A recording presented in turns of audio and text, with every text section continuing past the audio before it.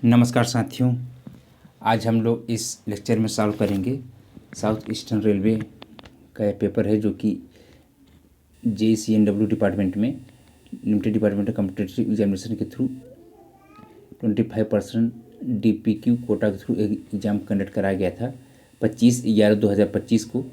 इसमें कि जो टाइम ड्यूरेशन था यहाँ पर देख रहे हैं जो 1.5 यानी कि 1.5 घंटे का टाइम था, यानी कि 1 घंटे 30 मिनट का जो है इसमें टाइम ड्यूरेशन था। और इसमें जो है कैंडिडेट को जो है 100 क्वेश्चन अटेम्प्ट करना था। और दोस्तों जो क्वेश्चन था ये CBT बेस्ड यानी कि कंप्यूटर बेस्ड टेस्ट कंडक्ट कराया गया था। और टोटल इसमें जो है 110 क्वेश्चन थे, जिसमें से कैंडिडेट को 100 क्वेश्चन का जो है जवाब देना था और प्रत्येक क्वेश्चन जो है 1 मार्क्स का था। चलिए दोस्तों स्टार्ट करते हैं पहले क्वेश्चन से। जैसा कि पहले क्वेश्चन कह रहा है, what is the function of return spring provided in air brake cylinder, यानी कि एयर ब्रेक सिलेंडर में जो रिटर्न स्प्रिंग प्रोवाइड किया जाता है उसका मेन काम क्या होता है। तो दोस्तों इसका जो मेन काम होता है to push spring outside the piston, यानी कि स्प्रिंग में जो पिस्टन को जो है बाहर ढकेलने के लिए जो है यह रिटर्न स्प्रिंग लगाया जाता है। तो इसका आंसर जो है ये सही है।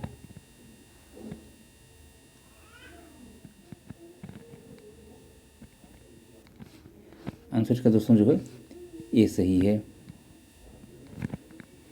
क्वेश्चन संख्या दूसरे में पूछ रहा है, which type of bogie used in BCN HL wagon.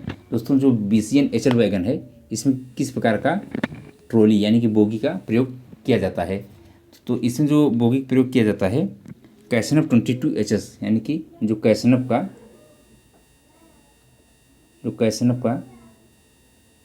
22HS यानी कि हाई स्पीड के लिए जो डिज़ाइन किया गया है वो जो है बोगी इसमें प्रयोग में लाया जाता है। तो इसका आंसर जो है 2 का B सही है। क्वेश्चन संख्या तीसरे में पूछ रहा है, पे load of BTPN tank wagon, यानी कि BTPN टैंक वैगन का जो है पे लोड कितना होता है। तो दोस्तों जैसा कि हम लोग जानते हैं कि जो ग्रास लोड होता है यानी कि जो ग्रास वेट होता है यह जो है बराबर होता है टेयर वेट, यानी कि जो वैगन का टेयर वेट होता है प्लस जो पे लोड होता है, ठीक ना, यानी कि जो कैरिंग कैपेसिटी होता है उसको पे लोड कहते हैं, ठीक है, उसके बराबर होता है। तो अगर आप जो है ग्रास वेट में जो है टेयर वेट माइनस कर देंगे तो जो आएगा ये पे लोड आएगा, यानी कि जो कैरिंग कैपेसिटी है वैगन की वो आ जाएगा।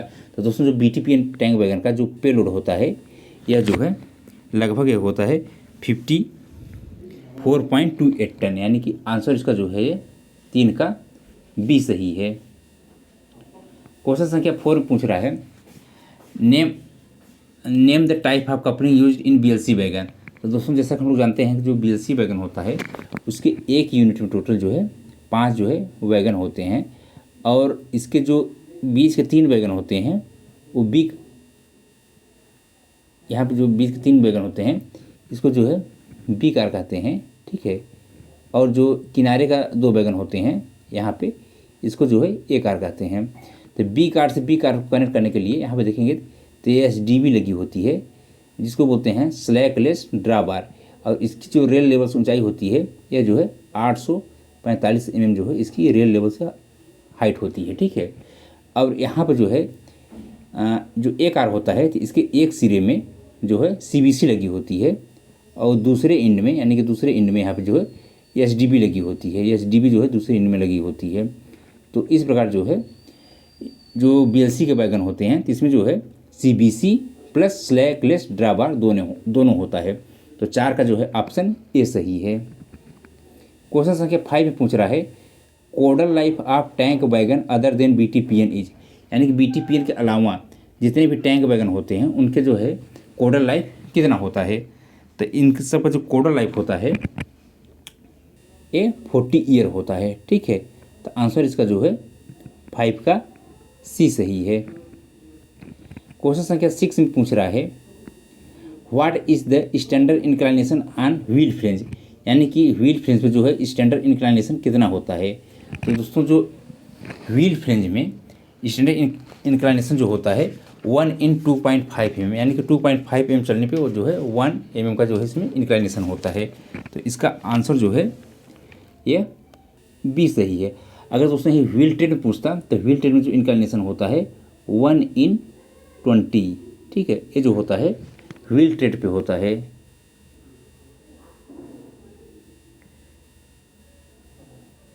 इसका मतलब होता है 20 mm चलने पर जो है 1 mm का जो है इंक्लिनेशन होता है, ठीक ना। 6 का आंसर जो है बी सही है। क्वेश्चन संख्या 7 पूछ रहा है how many type of adapter are used in casnub trolley, यानी जो कैशन ट्रॉली होती है उसमें कितने प्रकार के जो है एडाप्टर प्रयोग में लाए जाते हैं, यानी कितने प्रकार के एडाप्टर जो है यूज में लाए जाते हैं। तो जैसे दोस्तों हम लोग जानते हैं कि जो एडाप्टर है यह जो है बेसिकली 3 प्रकार के होते हैं। अब यहाँ पे देखिए, जैसे एक होता है वाइड जॉ एडाप्टर, ठीक है, जो कि दोस्तों कैसनव के जो वर्जन होते हैं, जो कैसनव ट्रॉली होती है, जो कैसनव की 22W, ठीक है ना, और 22WM, इसमें जो है वाइड जा एडाप्टर प्रयोग में लाया जाता है। इसके बाद दोस्तों यहाँ पर होता है नैरो जा एडाप्टर, यानी कि दूसरा होता है जो नैरो जा एडाप्टर, जो कि कैसनव के 22NL, ठीक है ना, फिर 22NLB, इसी प्रकार जो है जो HS में 22HS जो कैसनव की वर्जन होता है उसमें जो है ये नैरो जा एडाप्टर प्रयोग में लाया जाता है। दोस्तों एक होता है मॉडिफाइड वाइड जा एडाप्टर, ठीक है, जो कि दोस्तों जो कैसनव का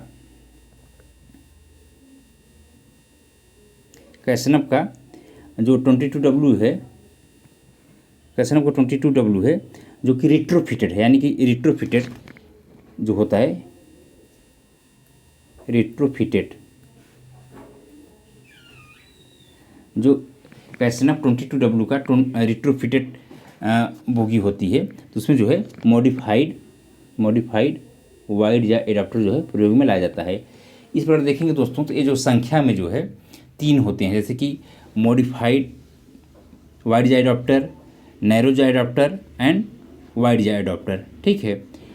अब कहीं कहीं दोस्तों इसमें जो है किसी किसी रेलवे जोन में इसको 2 ही मानते हैं, वाइड जा एडाप्टर एंड नैरो जा एडाप्टर, ठीक है। तो किसी किसी जगह इसको 2 सही मानते हैं, ठीक है। अब जबकि ये एक्चुअली में ये एक वाइड जा एडाप्टर होता है, एक नैरो जा एडाप्टर होता है, एक होता है मॉडिफाइड वाइड जा एडाप्टर, जो कि कैसे रिट्रोफिटेड कैसनव 22W का जो बोगी होती है उसमें प्रयोग में लाया जाता है, ठीक है।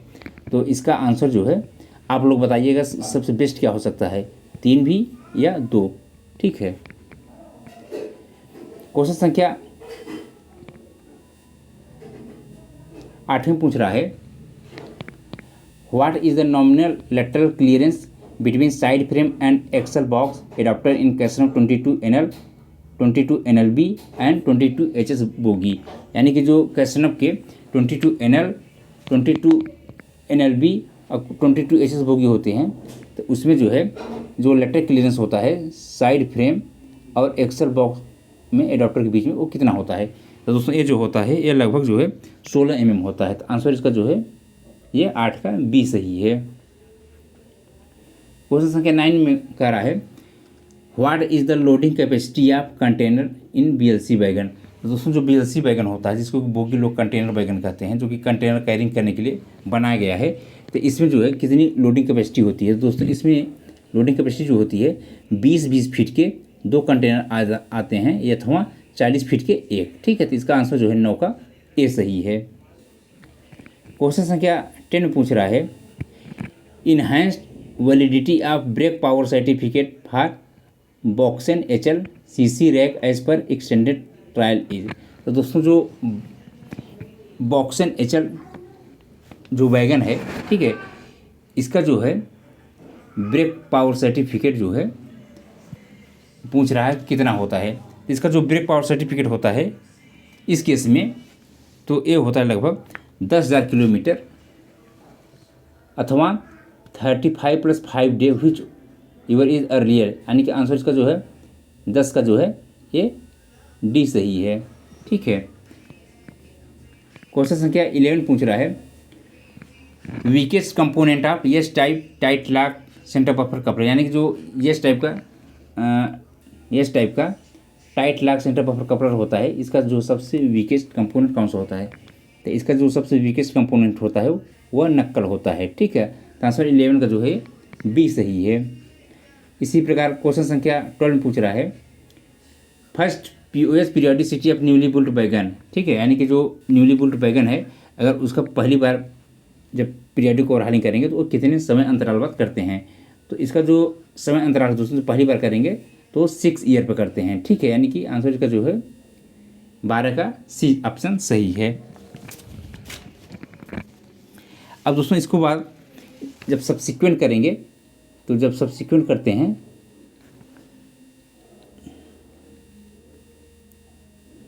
ये जो है 4.5 ईयर पे करते हैं। अब दोस्तों इसका जो रूटीन ओवरहालिंग होता है, ठीक है ना, जब पहली बार करेंगे यानी कि न्यूली बुल्ड बैगन का जब पहली बार रूटीन ओवरहालिंग करते हैं तो 24 मंथ में करते हैं। ठीक है, और जब सब्सिक्वेंट करते हैं इसकी, यानी कि जब इसको सब्सिक्वेंट करेंगे तो ये फिर 18 महीने पर करते हैं। ठीक है, क्वेश्चन संख्या 13 पूछ रहा है एज पर न्यू बैगन numbering scheme first 2 digit bill indicate. जैसा दोस्तों हम लोग जानते हैं कि जो बैगन का नंबरिंग सिस्टम होता है, न्यू नंबरिंग सिस्टम, ये टोटल जो है 11 डिजिट का होता है। ठीक है, इस प्रकार देखेंगे इसमें जो टोटल 11 डिजिट होते हैं, तो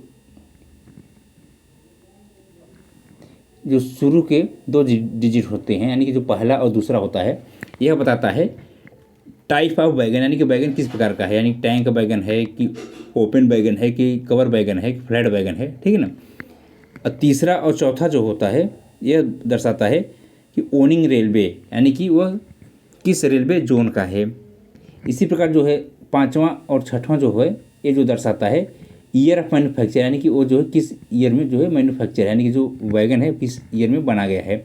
इसी प्रकार जो है 7वां, 8वां, 9वां और 10वां जो होता है यह बैगन का जो है सीरियल नंबर बताता है, यानी कि बैगन का सीरियल नंबर क्या है। और दोस्तों जो लास्ट डिजिट होता है, ठीक है ना, 11th जो डिजिट होता है ये बताता है चेक डिजिट। इससे पता कर लेते हैं हम लोग कि जो 11 डिजिट का नंबर दिया गया है इस बैगन का वो प्रॉपर ढंग से सही है अथवा गलत है। ठीक है, वो चेक करने के लिए होता है, इसको बोलते हैं चेक डिजिट्स। ठीक है, तो आंसर में इसका सही हो जाएगा एज मतलब फर्स्ट 2 डिजिट का मतलब होता है कि टाइप ऑफ बैगन। आंसर इसका 13 का बी सही है। क्वेश्चन संख्या 14 पूछ रहा है BPC of intensive rake valid up to. जो इंटेंसिव रैक है तो उसकी जो बीपीसी होती है, ब्रेक पावर सर्टिफिकेट, वह कितने समय तक के लिए वैलिड होती है? तो इसका जो बीपीसी की वैलिडिटी होती है, यानी कि डेस्टिनेशन पॉइंट, यानी कि जब यह रैक बनकर चलता है तो डेस्टिनेशन तक पहुंच जाती है, तो वहाँ तक के लिए जो है बीपीसी वैलिड होती है। तो आंसर 14 का जो है सी सही है। क्वेश्चन संख्या 15 पूछ रहा है distance between the control rod head and barrel of SAB is named as. तो दोस्तों जो स्लैग एडजस्टेड बैरल होता है तो उसमें देखेंगे जो कंट्रोल रॉड हेड और बैरल ऑफ एसएबी के बीच का जो दूरी होती है उसको बेसिकली जो है ए डायमेंशन के नाम से जाना जाता है। 15 का जो है ऑप्शन ये ए सही है। और दोस्तों जो ए डायमेंशन है वो होता कितना है 70 + 2 - 0 mm जो है ये ए डायमेंशन होता है सभी प्रकार के बैगन में, एक्सेप्ट बोबोरन के छोड़ करके। जो बोबोरन बैगन होता है दोस्तों BOBRN, यानी जो बोबोरन बैगन होता है तो इसमें जो ए डायमेंशन होता है यह जो है 27 + 2 - 0 mm जो है बोबोरन बैगन में ये ए डायमेंशन होता है। क्वेश्चन संख्या 16 पूछ रहा है, यानी कि दोस्तों इसका जो ऑप्शन है वो यहाँ पे 15 का ये सी सही है। क्वेश्चन संख्या 16 पूछ रहा है purpose of dust collector in air brake system is to protect from dust and other foreign particle. दोस्तों जो डस्ट कलेक्टर होता है इसका मेन उद्देश्य क्या होता है, यानी कि क्यों लगाया जाता है? तो दोस्तों जो डस्ट कलेक्टर होता है, चाहे कोच हो या बैगन, दोनों में लगाए जाते हैं।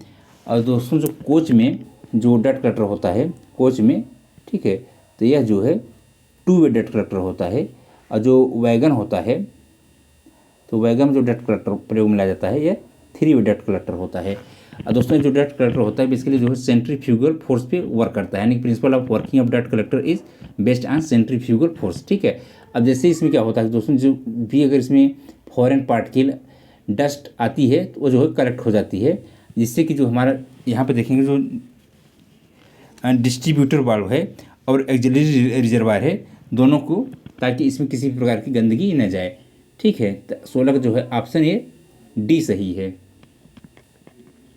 क्वेश्चन संख्या 17 में पूछ रहा है सैब एडजस्ट क्लियरेंस बिटवीन। तो दोस्तों जो एसएबी होता है जिसको स्लैग एडजस्टेबल कहते हैं, तो ये जो क्लियरेंस किसके बीच में एडजस्ट करता है, तो दोस्तों ये जो है व्हील और ब्रेक ब्लॉक के बीच में जो क्लियरेंस एडजस्ट करता है। और जो क्लियरेंस होता है वैगन में, यह जो है यानी कि व्हील और ब्रेक ब्लॉक के बीच का जो डिस्टेंस गैप होता है वैगन के केस में, यह जो है 6.25 mm होता है। ठीक है, आंसर इसका जो है 17 का ए सही है।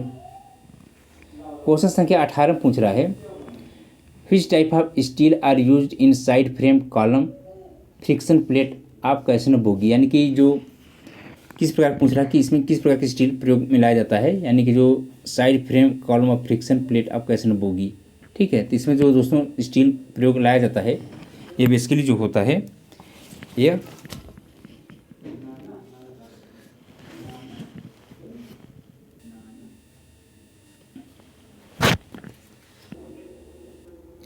सिल्को मैग्नीज स्टील होता है। ठीक है, आंसर इसका जो है सी सही है।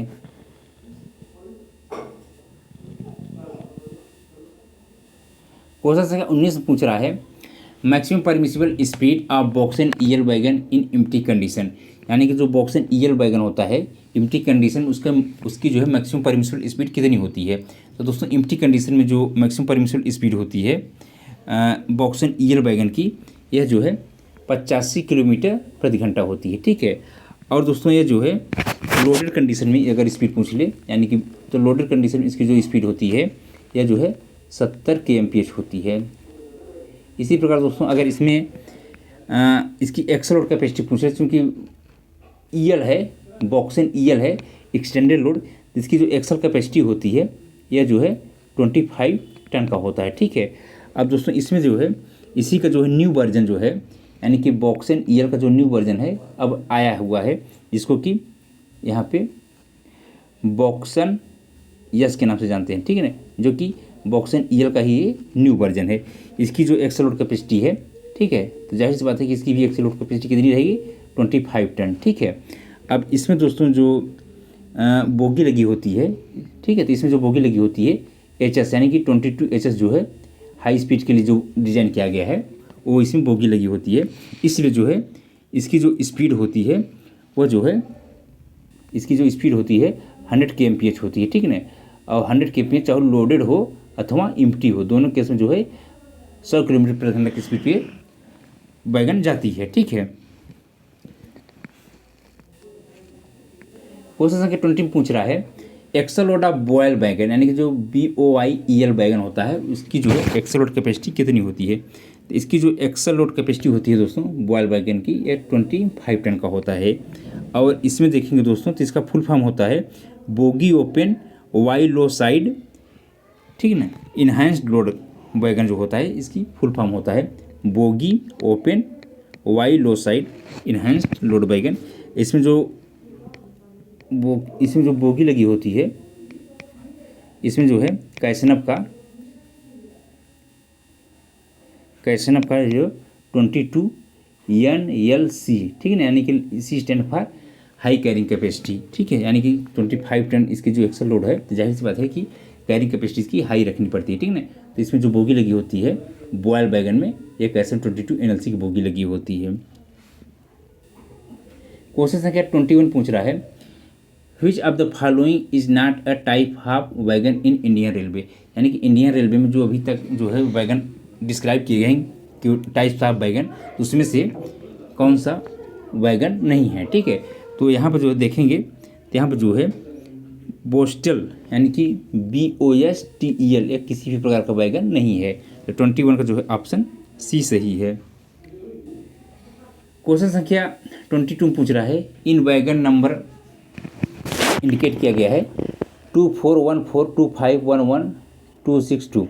अंडरलाइन डिजिट डिनोट, तो दोस्तों यहाँ पर देखिए 25 के नीचे जो है अंडरलाइन है, तो इसका मतलब क्या होता है? देखिए दोस्तों यहाँ पर जो है 24, यानी कि जो शुरू को 2 डिजिट होते हैं, यानी जो 24 है, यह बताता है टाइप ऑफ बैगन, यानी कि बैगन जो है किस प्रकार का है, यानी कि ओपन बैगन है कि क्लोज, मतलब कवर बैगन है, फ्लैट बैगन है, ठीक है ना, यानी टाइप ऑफ बैगन।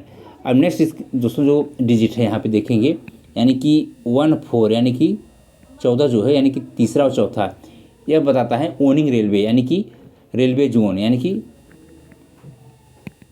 ओनिंग रेलवे, ठीक है। अब दोस्तों यहाँ पे देखेंगे जो 25 है जिसके नीचे अंडरलाइन है, यह बेसिकली बताता है ईयर ऑफ मैन्युफैक्चरिंग, यानी कि वो जो है किस वर्ष जो है वैगन को बनाया गया है, ठीक है। अब इसके बाद दोस्तों यहाँ पे देखेंगे तो जो 4 डिजिट है, यानी कि 7वां 8वां 9वां 10वां, यानी कि 1126, ये बताता है वैगन का जो है सीरियल नंबर कितना है, ठीक है। इसी प्रकार दोस्तों जो 2 है लास्ट का डिजिट, यहाँ पे देखेंगे जो लास्ट का डिजिट है जो यहाँ पे 2 है, ठीक है, ये बेसिकली बताता है, ये चेक डिजिट होता है, चेक डिजिट। इससे हम लोग पता करते हैं कि जो वैगन का 11 नंबर का प्रोवाइड किया गया है न्यू नंबर सिस्टम, तो वो प्रॉपर ढंग से सही है अथवा गलत है, ठीक है। तो ये जो है इससे हम लोग पता कर सकते हैं। अब नेक्स्ट है दोस्तों, यहाँ पे देख रहे हैं क्वेश्चन संख्या 23 पूछ रहा है BP coupling head are painted with colour. तो दोस्तों जो बीपी पाइप होता है तो उसका जो हेड होता है, ठीक है, कपलिंग का जो हेड होता है, यह बेसिकली जो है ग्रीन कलर से पेंट किया जाता है। इसी प्रकार जो एफपी होता है दोस्तों, जो फीड पाइप प्रेशर होता है, इसको जो है वाइट कलर से जो है पेंट करते हैं। और दोस्तों इसमें जो है अगर बीपी प्रेशर पूछ ले तो बीपी में जो प्रेशर होता है, ठीक है, ये 5 kg/cm² जो है बीपी प्रेशर होता है। इसी प्रकार जो एफपी है, एफपी में जो प्रेशर होता है ये 6 kg/cm² प्रेशर जो है एफपी में होता है। क्वेश्चन संख्या 24 पूछ रहा है which of the following are fitted on opposite face of the common pipe bracket, यानी कि जो कॉमन पाइप ब्रैकेट होता है उसके अपोजिट फेस में क्या फिट होता है। तो दोस्तों जो कॉमन पाइप ब्रैकेट होता है इसके जो अपोजिट फेस में डिस्ट्रीब्यूटर वाल्व के साथ ही साथ जो कंट्रोल रिजर्वायर होता है जिसकी कैपेसिटी जो है 6 लीटर की होती है, ठीक है, तो वो जो है फिट होता है। तो 24 का जो है ऑप्शन ए सही है। क्वेश्चन संख्या 25 पूछ रहा है the portion of axle on which wheel is pressed is known as, यानी कि एक्सल को कौन सा पोर्शन है जिस पे व्हील को प्रेस किया जाता है उसको क्या कहा जाता है। तो इसके लिए उसको दोस्तों जो कहा जाता है व्हील सीट के नाम से जानते हैं, यानी कि 25 का जो ऑप्शन है ये सही है। क्वेश्चन संख्या 27 पूछ रहा है in sensitivity test DV should respond to apply brake when BP pressure is reduced by the rate of. तो दोस्तों जो सेंसिटिविटी और इनसेंसिटिविटी टेस्ट करते हैं वो बेसिकली डिस्ट्रीब्यूटर की फंक्शन प्रॉपर ढंग से कार्य कर रहा है कि नहीं कार्य कर रहा है, ठीक ना, उसके लिए किया जाता है। और सेंसिटिविटी में क्या होता है कि इसमें देखते हैं कि 0.6 kg/cm² इसको अगर प्रेशर ड्रॉप करते हैं और यह देखते हैं कि 6 सेकंड के अंदर जो है ब्रेक लग जानी चाहिए, यानी कि अगर 6 सेकंड के अंदर ब्रेक लग जा रही थी यानी कि उसका जो डिस्ट्रीब्यूटर वाल्व का फंक्शन है वो प्रॉपर ढंग से कार्य कर रहा है, यानी सेंसिटिविटी काम कर रहा है। और दोस्तों इस प्रेशर ड्रॉप कितने करते हैं 0.6 kg/cm को ड्रॉप प्रेशर ड्रॉप करते हैं और ये देखते हैं 6 सेकंड के अंदर ब्रेक लग जानी चाहिए। इसी प्रकार दूसरा होता है इनसेंसिटिविटी, इसमें कि जो है 0.3 kg/cm² का प्रेशर ड्रॉप करते हैं और यह देखते हैं कि 60 सेकंड तक ब्रेक नहीं लगनी चाहिए, यानी कि 60 सेकंड तक जो है ब्रेक नहीं लगनी चाहिए। ये जो है इनसेंसिटिविटी टेस्ट होती है, ये जो होता है डिस्ट्रीब्यूटर वाल्व के लिए किया जाता है। तो इसका जो 26 का ऑप्शन है वो ये सही है। क्वेश्चन संख्या 27 पूछ रहा है minimum brake power percentage for CC rake 10 originating from primary depot.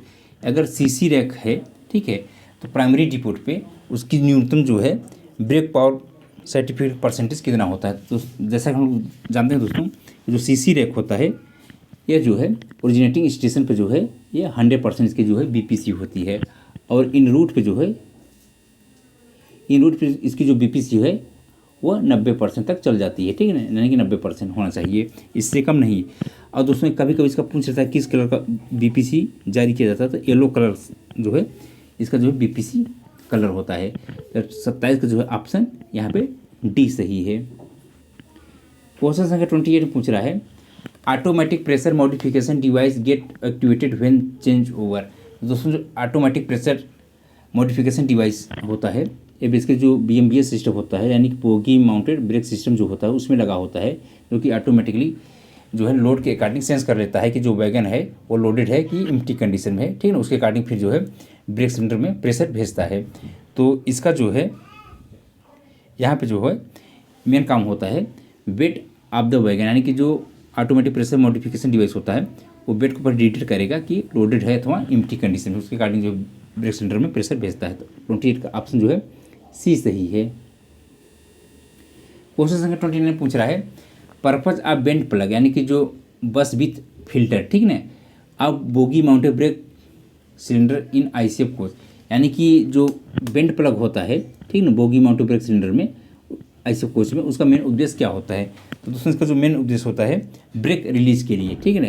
तो 29 का ऑप्शन जो है ये बी सही है, ठीक है। तो इसका आंसर जो है बी सही है। क्वेश्चन संख्या 13 पूछ रहा है what is the name of the cable provided for hand brake in LHB coach. दोस्तों जो हैंड ब्रेक प्रोवाइड किया जाता है LHB कोच में, तो उसमें जो बेसिकली केबल होते हैं उनको किस नाम से जाना जाता है। तो जो LHB कोच में हैंड ब्रेक प्रोवाइड किया जाता है तो उसमें जो केबल लगते हैं उनको बेसिकली फ्लेक्स बाल केबल के नाम से जानते हैं, ठीक है। आंसर इसका जो है ये 30 का बी सही है। क्वेश्चन संख्या 31 पूछ रहा है principle application of brake accelerator. दोस्तों जो LHB कोच होता है तो उसमें देखेंगे तो एक डिवाइस लगी होती है जिसको कि ब्रेक एक्सीलरेटर के नाम से जानते हैं।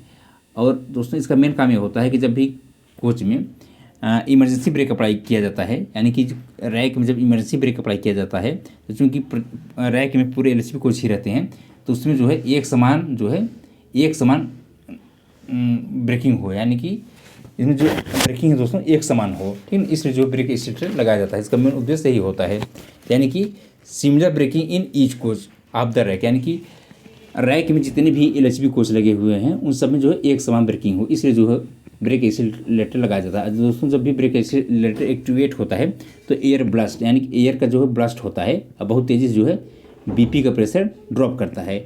इससे होता है दोस्तों इसका लगाने का मुख्य उद्देश्य होता है, क्योंकि जैसे मान लीजिए कि 22 कोच या 24 कोच अगर रैक है तो दोस्तों अगर ब्रेक एक्सीलरेटर नहीं लगा रहेगा, जैसे मान लीजिए ICF कोच है, इस केस में क्या होता है जैसे अगर ड्राइवर इमरजेंसी ब्रेक एप्लीकेशन करता है तो जो इंजन से सटा हुआ कोच है, जैसे मान लीजिए कि इंजन से जस्ट ये सटा हुआ कोच है, यानी कि जस्ट उसके बगल में कोच है, ठीक है ना। तो जैसे इमरजेंसी ब्रेक यहाँ इंजन से ड्रॉप होगा तो इस कोच में क्या है तुरंत जो है ब्रेकिंग लग जाएगी, ठीक है ना। अब बाकी दोस्तों जो यहाँ पर जो रियर एंड में यानी कि जो 24वां कोच होगा, ठीक है ना, यानी 22वां कोच या 24वां कोच जितने भी कोच का रैक रहेगा तो वहाँ पर जो है क्योंकि इसमें ब्रेक एक्सीलरेटर नहीं है उसमें क्या होगा कि इसमें जो है बाद में ब्रेकिंग होगी, ठीक है, यानी पहले यानी कि जो यहाँ पे जो कोच है उसमें पहले ब्रेकिंग हो जाएगी और यहाँ पे ब्रेकिंग बाद में होगी, ठीक है। तो क्या होगा कि यहाँ पे जो है यहाँ पे जो चक्के हैं वो स्लिप कर सकते हैं, ठीक है। तो इसलिए जो है ब्रेक एक्सीलरेटर का प्रावधान किया गया है LHB कोच में, क्योंकि LHB कोच जो होता है दोस्तों, ठीक है, इसको डिज़ाइन किया गया है हाई स्पीड ट्रेन के लिए, यानी कि इसकी जो मैक्सिमम स्पीड होती है 160 kmph होती है और इसको जो है अपग्रेड करके जो है 200 किलोमीटर प्रति घंटे की स्पीड पे जो है चलाया जा सकता है, ठीक ना। इसलिए जो है इसमें कभी स्लिपिंग या स्किडिंग जैसा प्रॉब्लम ना हो, ठीक ना।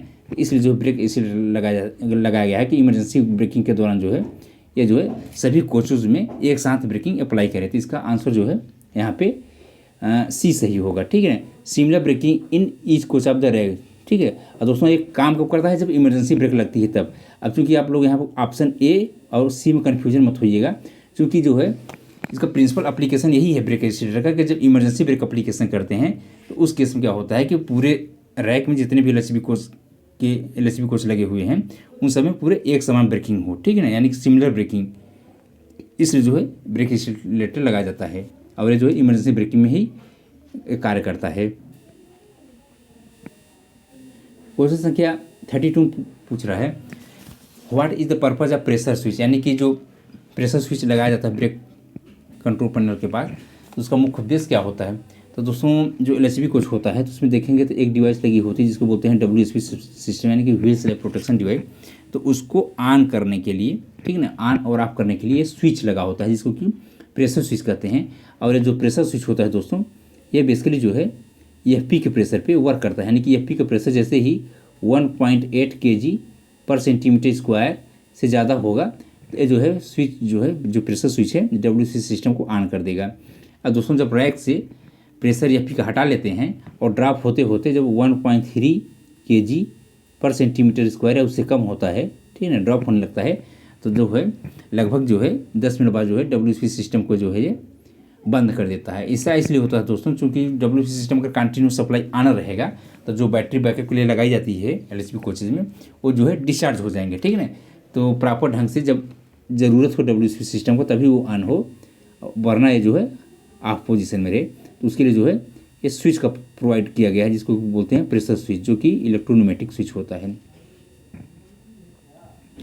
क्वेश्चन संख्या 33 में पूछ रहा है यहाँ पे turn out time for ARME भी डबल एग्जिट। तो दोस्तों डबल एग्जिट में टर्न आउट टाइम जो है ARME का जो है 15 मिनट में है, ठीक है, नहीं कि 15 मिनट में जो है निकल जानी चाहिए। और दोस्तों कभी कभी पूछ रहा है सिंगल एग्जिट में, तो सिंगल एग्जिट के लिए जो टर्न आउट टाइम है वो 20 मिनट का है। क्वेश्चन संख्या 34 में पूछ रहा है correct pattern of hooting blowing in case of ART order for out station. अगर आउट स्टेशन पर जो है ऑर्डर किए गए है ART, तो उसका करेक्ट पैटर्न क्या होगा हुटिंग के लिए, यानी कि जो सायरन बजता है तो सायरन बजने का पैटर्न क्या होगा। तो दोस्तों जो यहाँ पे देखा जाता है कि अगर मेन लाइन क्लियर है, ठीक है ना, अगर मेन लाइन जो है अगर मेन लाइन है, अगर मेन लाइन क्लियर है, ठीक है, तब जो है यहाँ पे 3 हूटर बजाए जाते हैं जो कि 45 सेकंड के होते हैं, 5 सेकंड के इंटरवल पे इसको बजाते हैं। अगर दोस्तों मेन लाइन जो है ब्लॉक है, ठीक है ना, यानी कि मेन लाइन अगर जो है ये ब्लॉक है तो इस केस में क्या होता है तब 4 हूटर बजाए जाते हैं, ठीक है ना, 45 सेकंड के जो है 4 हूटर बजाए जाते हैं 5 सेकंड के इंटरवल पे। तो दोस्तों यहाँ ऑप्शन दिया हुआ है, यहाँ पे देखेंगे तो ऑप्शन के अकॉर्डिंग इसका जो है सही होगा 3 hooter each of the 45 second duration with 5 second of interval, यानी कि मेन लाइन यहाँ पे जो है क्लियर है, ठीक है। ऑप्शन के अकॉर्डिंग इसका जो है ये डी सही होगा, यानी कि आउट ऑफ स्टेशन के लिए जो है 3 हूटर जो है 45 सेकंड के जो बजेंगे 5 सेकंड के इंटरवल पे, तो जो है यानी कि ART कॉलिंग के लिए है आउट ऑफ स्टेशन, ठीक है। और इसमें देखेंगे दोस्तों जो मेन लाइन है वो ब्लैक नहीं है, यानी कि मेन लाइन जो है क्लियर है। क्वेश्चन संख्या 35 में पूछ रहा है capacity of air spring at secondary stage and FIAT bogie of the coach with transportation code of LWACCNEA, ठीक है ना, इज। तो दोस्तों इसमें जो है यहाँ जो इकोनॉमिक कोच होता है जो LHB का, ठीक है ना, तो उसमें जो एयर स्प्रिंग कैपेसिटी होती है यह जो है 160 किलो न्यूटन की होती है। तो ऑप्शन इसका जो है ये सी सही है। और दोस्तों कभी कभी इसका कलर पूछ लेता है, जो 120 किलो न्यूटन का होता है इसका जो कलर होता है बेसिकली ग्रीन कलर का होता है। 140 किलो न्यूटन का जो कैपेसिटी का एयर स्प्रिंग होता है जो है रेड कलर का होता है। इसी प्रकार 160 किलो न्यूटन का जो एयर स्प्रिंग कैपेसिटी होती है ये ऑक्सफोर्ड ब्लू कलर का होता है। इसी प्रकार दोस्तों एक आता है 180 किलो न्यूटन कैपेसिटी का जो एयर स्प्रिंग आती है ये जो है ग्रे कलर का होता है, ठीक है। क्वेश्चन संख्या 36 पूछ रहा है recommended gap between the pin of the control arm and locking block at bottom. तो दोस्तों इसके जो इसमें गैप होता है रिकमेंडेड गैप कंट्रोल आर्म और लॉकिंग ब्लॉक के बीच में यह होता है लगभग जो है यहाँ पे जो क्लियरेंस होता है यह 0 क्लियरेंस होता है, ठीक है। तो 36 का आंसर जो है डी सही है। क्वेश्चन संख्या 37 पूछ रहा है what is the period of periodic overhauling at ART ARME coach. दोस्तों ART ARME कोच ART और ARME में जो भी कोच लगे रहते हैं तो उसकी जो POS होता है यानी पीरियाडिक ओवरहॉलिंग वो कितने समय अंतराल बाद किया जाता है। तो दोस्तों जो भी ART और ARME में कोच लगे होते हैं, ठीक है ना, तो अथवा जो डिपार्टमेंटल कोच होते हैं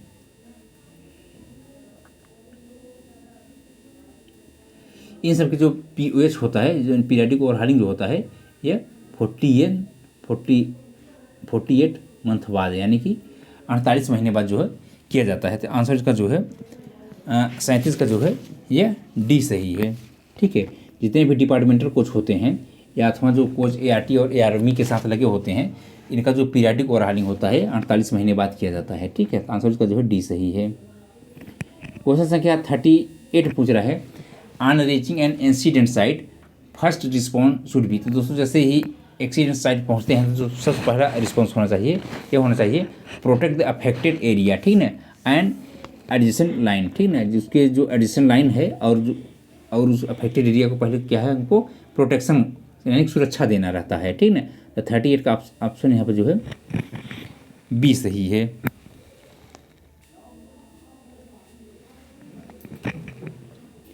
क्वेश्चन संख्या 39 पूछ रहा है, पीरियाडिसिटी या पेस्ट कंट्रोल इन AC कोच, यानी कि AC कोच में जो पेस्ट कंट्रोल करते हैं वो कितने समय अंतराल बाद किया जाता है। तो जो पेस्ट कंट्रोल करते हैं AC कोचेज में, यह जो है 15 दिनों बाद किया जाता है। ठीक है, तो 39 का जो है ये ऑप्शन जो है बी सही है। क्वेश्चन संख्या 40 पूछ रहा है, location of wheel set earthing equipment in LHV coach. दोस्तों जैसा कि हम लोग जानते हैं कि LHV कोच में जो 2 की संख्या में जो है अर्थिंग डिवाइस लगाए जाते हैं। ठीक है, इसका मेन काम ये होता है कि किसी भी शॉर्ट सर्किट को जैसे जो बीयरिंग लगी होती हैं, ठीक है, उसको डैमेज न हो। साथ ही साथ दोस्तों जो यहाँ पे देखेंगे तो अर्थिंग डिवाइस में काफ़ी सारे अरेंजमेंट होते हैं। इस पर हमने जो है डिटेल वीडियो बना दिया है, प्रॉपर कैसे कार्य करता है, ठीक है, आप लोग जा करके देख सकते हैं। तो यहाँ पे देखेंगे दोस्तों, जैसे LHV कोच है तो एक LHV कोच में टोटल जो है यहाँ पे 4 जो है एक्सल होते हैं। इस प्रकार जो है 4 जो है एक्सल होते हैं। तो यहाँ पे देखेंगे जो 4 एक्सल होते हैं, तो देखेंगे दोस्तों कि जहाँ पे प्यू लगा हुआ रहेगा, ठीक है ना, जिसको कि बोलते हैं पैसेंजर इमरजेंसी अलार्म वाल्व, ठीक है ना। जब ACP करते हैं तो चूँकि ये इसकी जो डायमीटर होती है प्यू की वो 19 mm की होती है, ठीक है ना। यहाँ जो है प्रेशर ड्रॉप होता है BP का, ठीक है। तो जहाँ पे प्यू लगा रहेगा उसको जो है फर्स्ट एक्सल माना जाता है, ठीक है ना। और उसको जो व्हील होगा उसको फर्स्ट व्हील मानते हैं और उसको डिनोट करते हैं L1 से, यानी कि वो लेफ्ट डायरेक्शन में रहेगा। आप जो है जिधर प्यू लगा रहेगा आप वहाँ पे खड़े हो जाइए और जो है कोच की डायरेक्शन में मूव कर लेंगे, तो जो व्हील पड़ेगा वो लेफ्ट डायरेक्शन पड़ेगा, ठीक है। तो इसको L1 से डिनोट करेंगे, L1 फिर L2। जैसे मान लीजिए यहाँ पे प्यू लगा हुआ है, ठीक है, तो इसको जो है पहला एक्सल माना जाएगा, ठीक है ना। और इसका जो व्हील होगा ये L1, इसी प्रकार ये L2 होगा, ये जो है L3 होगा, ये जो है L4 होगा, ठीक है। इसी प्रकार दोस्तों जब यहाँ से घूम करके इस डायरेक्शन में आएंगे, यहाँ पे आएंगे, ठीक है ना, तो फिर ये जो है R5 होगा, ठीक है। इसी प्रकार जो है ये R6 होगा, फिर ये जो है R7 होगा, फिर ये R8 होगा, ठीक है। तो दोस्तों जो अर्थिंग डिवाइस होती है वो डायगनली अपोजिट जो व्हील हुआ, अपोजिट जो व्हील होते हैं, यानी कि डायगनली अपोजिट मतलब कि इस तरीके से डायगनली अपोजिट यहाँ पे हुआ, ठीक है ना, उस पर जो है अर्थिंग डिवाइस लगाया जाता है। तो 40 में अगर यहाँ पे जो है अगर एक L4 में अगर यहाँ पे लगा हुआ है, ठीक है ना, तो यहाँ पे एक R8 में लगेगा, ठीक है। इस तरीके से डायगनली अपोजिट जो व्हील होते हैं वहाँ पे लगाए जाते हैं। तो आप लोग समझ गए होंगे कि ये जो है L4 और यहाँ पे R8 में जो है अर्थिंग डिवाइस लगाया जाएगा। इसका जो ऑप्शन है 40 का, यह जो है C सही है, ठीक है। क्वेश्चन संख्या 41 पूछ रहा है, brand name of grease use in overhauling type of slack adjuster, ठीक है, यानी स्लैग एडजस्टर को ओवरहालिंग करने के लिए किस प्रकार का जो ग्रीस प्रयोग में लाया जाता है। इसको जो ग्रीस प्रयोग में लाते हैं वो बेसिकली होता है सर्वोजेम RR3, ठीक है। आंसर इसका जो है बी सही है। क्वेश्चन संख्या 42 पूछ रहा है, the function of non return valve use in air brake system. तो दोस्तों नॉन रिटर्न वाल्व का मेन फंक्शन ये होता है, क्योंकि दोस्तों ये जो है जो ऑक्सिलरी रिजर्वायर होता है जिसकी कैपेसिटी जो है 200 लीटर की होती है, ठीक है। तो यहाँ पर देखेंगे तो एक यहाँ जो लगाई जाता है इसको बोलते हैं नॉन रिटर्न वाल्व। फिर यहाँ पर देखेंगे तो फिर यहाँ पर जो है डट कलेक्टर रहता है, फिर इधर जो है आइसोलेटिंग काक रहता है, यहाँ पे इस तरीके से आइसोलेटिंग काक रहेगा, फिर जो है ये FP से जुड़ा रहता है, ठीक है ना, FP के प्रेशर लाइन से जुड़ता है। तो दोस्तों एक काम होता है कि जैसे नॉन रिटर्न वाल्व में यानी कि FP का प्रेशर जो है AR में जाने देगा, यानी जो ऑक्सिलरी रिजर्वायर है 200 लीटर के, इधर प्रेशर जाने देगा, बट इधर प्रेशर जो है बैक फ्लो नहीं होने देता, ठीक है। इसका प्रिवेंट करता है, यानी कि AR का प्रेशर जो है FP में वापस नहीं आने देता। तो मतलब कि prevent the flow of air from AR to FP, ठीक ना। तो 42 का जो है ऑप्शन जो है ये बी सही है, ठीक है। क्वेश्चन संख्या 43 पूछ रहा है, which of the following does not related to coaching staff, यानी कि इसमें से जो है कोचिंग स्टाफ से रिलेटेड कौन सा नहीं है। जो दोस्तों यहाँ पर जो पॉल रेचेट होता है, तो जो ये ब्रेक सिलेंडर होता है ICF का, ठीक ना, उससे रिलेटेड है, ठीक ना। दोस्तों जो ब्रेक कैलिपर यूनिट होती है, तो LHB कोच जो होता है, लिंक हाफ पॉइंट जिसको बोलते हैं, तो इसमें जो बेसिकली जो डिस्क ब्रेक होता है, ठीक है ना, तो जो डिस्क ब्रेक होता है उसमें देखेंगे जो क्रॉस बीम होता है उस पर जो है ब्रेक कैलिपर यूनिट माउंटेड होता है, तो ये जो है LHB कोच से रिलेटेड है।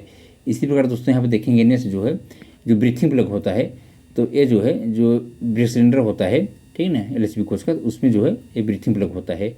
अब यहाँ पर देखेंगे दोस्तों जो बेल क्रैंक लीवर होता है, ठीक है ना, ये जो होता है जो BMBS सिस्टम होता है, बोगी माउंटेड ब्रेक सिस्टम जो होता है, ये उससे रिलेटेड है।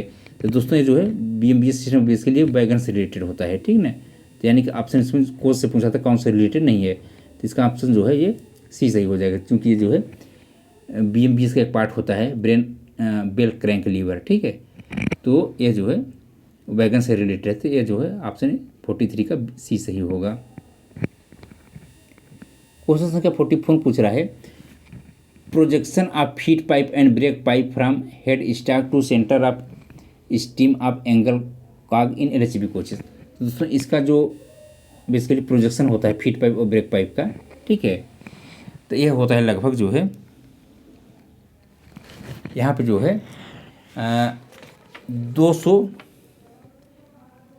और क्या बोलते हैं 140 mm, ठीक है। यानी कि फीड पाइप जो है, फीड पाइप का 200 mm और ये ब्रेक पाइप का 140 mm। 44 का ऑप्शन जो है बी सही है। क्वेश्चन संख्या 45 पूछ रहा है, gap between axle box top and axle box crown bolt is known है। तो दोस्तों जो एक्सल बॉक्स का टॉप होता है, ठीक है, और एक्सल बॉक्स क्राउन बोल्ट के बीच का जो गैप होता है उसको जो है एक क्लियरेंस के नाम से जानते हैं, ठीक ना। तो 45 का जो है ऑप्शन ए सही है। क्वेश्चन संख्या 46 पूछ रहा है, polygrass mat in biodigester tank is. तो दोस्तों जो पॉलीग्रास मैट होते हैं बायोडाइजेस्टर टैंक में, तो बेसिकली ये इसका मुख्य उद्देश्य होता है कि जो बैक्टीरिया डाला जाता है बायोटॉयलेट टैंक में, तो उसको प्रिजर्व करने के लिए, उसको सुरक्षित करने के लिए, और उसके जो पॉपुलेशन है वो कंटिन्यू बढ़ता रहे, यानी कि वो अपना पॉपुलेशन जो है ग्रोथ करता रहे, उसकी सुरक्षा प्रदान करने के लिए जो है लगाई जाती है, ठीक है। प्रोटेक्ट द बैक्टीरिया, यानी कि बैक्टीरिया को सुरक्षा प्रदान करने के लिए जो पॉलीग्रास की मैट लगाई जाती है। अदरवाइज क्या होता है दोस्तों, जो बायोडाइजेस्टर टैंक है ये जो है स्टेनलेस स्टील मटेरियल का बनाया जाता है, और क्या होता है कि अगर ये पॉलीग्रास मैट नहीं रहेगा तो जो बैक्टीरिया है वो जो है फिर प्रॉपर ढंग से वो कार्य नहीं कर पाएंगे, ठीक है। और दोस्तों ये जो होता है बेसिकली बायोडाइजेस्टर टैंक, तो इसमें टोटल जो है 6 जो है चैम्बर होते हैं, ठीक है ना। यानी कि इसमें कभी कभी पूछ लेता है कि टोटल नंबर चैम्बर कितने होते हैं, तो इसमें जो है 6 नंबर ऑफ चैम्बर्स होते हैं, ठीक है। और इसमें जो है एनारोबिक बैक्टीरिया जो है इसमें प्रयोग में लाया जाता है, जो कि ह्यूमन वेस्ट को लिक्विड और गैस में कन्वर्ट कर देते हैं। जो इसमें दोस्तों गैस बनती है वो carbon dioxide plus methane gas बनती है, जो कि एटमॉस्फेयर में जो है चली जाती है। और जो जिसमें दोस्तों जो लिक्विड होता है उसको जो है डिसइंफेक्टेड करने के लिए क्लोरीन अथवा पोटेशियम परमैंगनेट की टेबलेट डालते हैं, ताकि जो उससे लिक्विड निकलती है उसमें किसी प्रकार का इन्फेक्शन न रहे। क्लोरीन की अगर डालेंगे टेबलेट तो जो है 100 ग्राम डालते हैं, और पोटेशियम परमैंगनेट डालेंगे तो जो है 80 ग्राम की डालते हैं, ठीक है। क्या 47 पूछ रहा है, maximum discharge of water per flushing in EPFS system. Electropneumatic water pressurisation system होता है दोस्तों, जो कि बायो टॉयलेट जो लगा होता है, तो उसमें जो उसका देखेंगे जो टॉयलेट पैन होता है तो उसको साफ करने के लिए इलेक्ट्रोन्यूमेटिक वाटर प्रेशराइजेशन सिस्टम लगा होता है, जिसको दबाने पे बटन लगा होता है, उसको फ्लशिंग बोलते हैं। तो उसमें जब फ्लशिंग करेंगे तो उसमें जो है लगभग जो है 1.5 लीटर जो है एक बार फ्लशिंग करने में पानी जो है प्रयोग होता है, ठीक है ना। यानी कि 1.5 लीटर पानी का जो वेस्ट होता है एक बार फ्लशिंग करने पे। तो 47 का ऑप्शन जो है ये सी सही है। क्वेश्चन संख्या 48 पूछ रहा है water dispensed in EPFS system at the pressure. दोस्तों जो वाटर जो है जो ईपी यानी कि इलेक्ट्रोन्यूमेटिक वाटर प्रेशराइजेशन सिस्टम जो होता है, जब उसको फ्लशिंग करते हैं तो उसमें जो वाटर 1.5 लीटर कंज्यूम होता है एक बार फ्लशिंग करने में, तो किस प्रेशर से जो है निकलता है। यानी कि चूंकि दोस्तों इसमें प्रेशर प्लस जो वाटर होता है उसका कम्बिनेशन होता है, ठीक है। तो वो जो है किस प्रेशर से वाटर निकलता है जिससे कि जो टॉयलेट पैन होता है उसको साफ करता है। तो उसमें इसको जो प्रेशर होता है इस वाटर में लगभग 2 से लेकर 3 kg पर सेंटीमीटर स्क्वायर का प्रेशर होता है। तो 48 का ऑप्शन जो है ये सी सही है। क्वेश्चन संख्या 49 पूछ रहा है anchor link is fitted in a bogie in between. तो दोस्तों जो एंकर लिंक होता है यह जो आईसीएफ कोच होता है तो उसमें फिट होता है। तो पूछ रहा है कि किन किन के बीच में फिट होता है। तो ये जो है बोलेस्टर और बोगी ट्रेंचम के बीच में जो है फिट होता है एंकर लिंक। ऑप्शन का जो है ये बी सही है। कभी कभी पूछ लेता है इसका लेंथ कितना होता है। तो 451 ± 1 mm जो है इसकी लेंथ होती है एंकर लिंक की। क्वेश्चन संख्या 50 पूछ रहा है चोकिंग या ब्रीथर प्लग कॉज, यानी कि अगर ब्रीथर प्लग चोक हो जाए तो क्या कारण हो सकता है। तो दोस्तों अगर ब्रीथर प्लग चोक हो जाता है तो मतलब ये जो है ब्रेक बाइंडिंग होने के चांसेस बढ़ जाते हैं, ठीक है। तो आंसर इसका जो है बी सही है। क्वेश्चन संख्या 51 पूछ रहा है charging choke size for dump valve of WSP system in miss KBIL is change. दोस्तों जो नार ब्रिम्स कंपनी का WSP सिस्टम है तो उसमें देखेंगे कि जो डंप वाल्व लगा होता है, ठीक ना, तो पहले जो है ये 5 mm डाया आता था, ठीक ना। अब इसको चेंज करके इसको डायमीटर बढ़ा दिया गया है, 9 mm कर दिया गया है, ठीक है। अब न्यू जो है 9 mm कर दिया गया। अब पहले जो था यानी कि अर्ली स्टेज जो पहले था वो 5 mm डाया का था, यानी कि 5 mm से बढ़ा करके अब 9 mm कर दिया गया है, ठीक है। तो यानी कि WSP सिस्टम में जो लगा रहता है डंप वाल्व, ठीक ना, ये नार ब्रिम्स कंपनी का जो WSP सिस्टम होता है तो उसका जो डायमीटर पहले 5 mm था अब उसको बढ़ाकर 9 mm कर दिया गया। तो आंसर का जो है 51 का ए सही है। क्वेश्चन संख्या 52 पूछ रहा है WSP system has number of dump valve पर कोच। दोस्तों यहाँ देखेंगे WSP सिस्टम में टोटल जो 5 पार्ट्स होते हैं तो उसमें जो डंप वाल्व होते हैं, ठीक ना, जो डंप वाल्व होते हैं, डंप वाल्व, ठीक ना, यहाँ पे जो डंप वाल्व होते हैं यह बेसिकली 4 की संख्या होते हैं, यानी कि प्रत्येक एक्सल पे जो है एक डंप वाल्व होता है। इसी प्रकार दोस्तों जो स्पीड सेंसर होते हैं ये भी जो है 4 की संख्या में होता है। फोनिक व्हील जो होता है दोस्तों, फोनिक व्हील जो होता है यह भी जो है 4 की संख्या में होता है, यानी कि प्रत्येक एक्सल पे एक फोनिक व्हील होता है। टोटल नंबर ऑफ जो अगर टीथ पूछ रहे तो इसमें जो है 80 टीथ होते हैं फोनिक व्हील में, ठीक है। और दोस्तों इसमें जो है जो प्रेशर स्विच होता है ये जो होता है 1 की संख्या में होता है, जो कि ब्रेक कंट्रोल पैनल के पास लगा होता है, जो कि एफपी के प्रेशर पे वर्क करता है। एफपी के प्रेशर जैसे ही 1.8 kg पर सेंटीमीटर स्क्वायर या उससे ज़्यादा हुआ तो ये जो है WSP सिस्टम को ऑन कर देता है। और जब रैक से एफपी के प्रेशर हटा लेते हैं और जैसे घटते घटते 1.3 अथवा उससे कम होता है तो WSP सिस्टम को ये बंद कर देता है। और एक दोस्तों होता है माइक्रो प्रोसेसर, ठीक है, यानी कि माइक्रो प्रोसेसर जिसको कि मदरबोर्ड बोलते हैं, वो जो है 1 की संख्या में होता है। इस प्रकार टोटल जो है 5 पार्ट्स होते हैं WSP सिस्टम के, ठीक है। तो इसमें पूछ रहा था कि डंप वाल्व कितनी संख्या में होते हैं, तो ये 4 की संख्या में होते हैं। 52 का ऑप्शन जो है ये डी सही है। क्वेश्चन संख्या 53 पूछ रहा है 1 base unit of Vande Bharat consist of coaches. तो दोस्तों वंदे भारत के एक बेस में कितने नंबर ऑफ कोचेज होते हैं। दोस्तों इसके एक बेस में देखेंगे तो यहाँ पर जो है एक होता है ड्राइविंग टेलर कार, फिर उसके बाद मोटर कार, फिर जो है टेलर कार, फिर जो है मोटर कार, ठीक है ना। एक होता है इंड यूनिट, यानी कि जो इंड यूनिट होती है, इंड बेसिक यूनिट जो होती है ये होती है, यानी कि एक इंड में ये दूसरे इंड में यही यूनिट सेम रहेगी, ठीक है।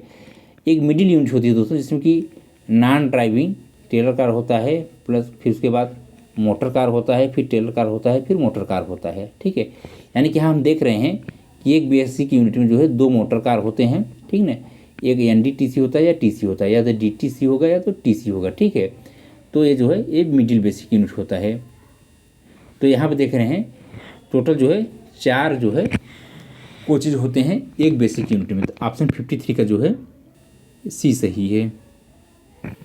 क्वेश्चन संख्या 54 पूछ रहा है percentage of coaches are powered, यानी कि motor coaches in Vande Bharat train, यानी कि वंदे भारत ट्रेन में यानी कि एक रैक में या एक यूनिट में कितने परसेंटेज जो है मोटर कोच होते हैं। तो दोस्तों हमने देखा था कि एक यूनिट में जो है 2 पढ़ रहे थे और टोटल जो है अगर 16 कोच का अगर रैक है तो इसमें देखेंगे तो 8 जो है मोटर कार होंगे। तो यानी कि इस तरीके से देखेंगे तो 8/16 यानी कि जो है 50% जो है मोटर कार होते हैं। ठीक है, तो ऑप्शन इसका जो है 54 का जो है सी सही है। क्वेश्चन संख्या 55 पूछ रहा है the main function of anti roll bar is, यानी कि जो एंटी रोल बार होता है इसका मेन फंक्शन क्या होता है। इसका मेन फंक्शन होता है to prevent rolling motion of the coach, यानी कि to resist rolling action of the coach. ठीक है, यानी कि कोच का रोलिंग एक्शन को प्रिवेंट करने के लिए जो है ये एंटी रोल बार लगाया जाता है। ठीक है, ऑप्शन का जो बी सही है।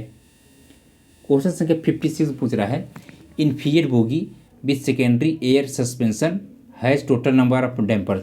तो दोस्तों चाहो सेकेंडरी में एयर सस्पेंशन लगाया जाए अथवा कॉइल स्प्रिंग, ठीक है ना, इससे डैम्पर्स पे कोई इफेक्ट नहीं पड़ता। और डैम्पर्स जो है एयर स्प्रिंग पे डिपेंड नहीं करते या कॉइल स्प्रिंग पे डिपेंड नहीं करते। वो जो है देखेंगे तो प्राइमरी जो डैम्पर होते हैं जो कि प्राइमरी एक्सल पर लगते हैं ये 4 की संख्या में होते हैं। सेकेंडरी डैम्पर जो होते हैं ये 2 की संख्या में होते हैं। या डैम्पर जो होते हैं ये 2 की संख्या में होते हैं।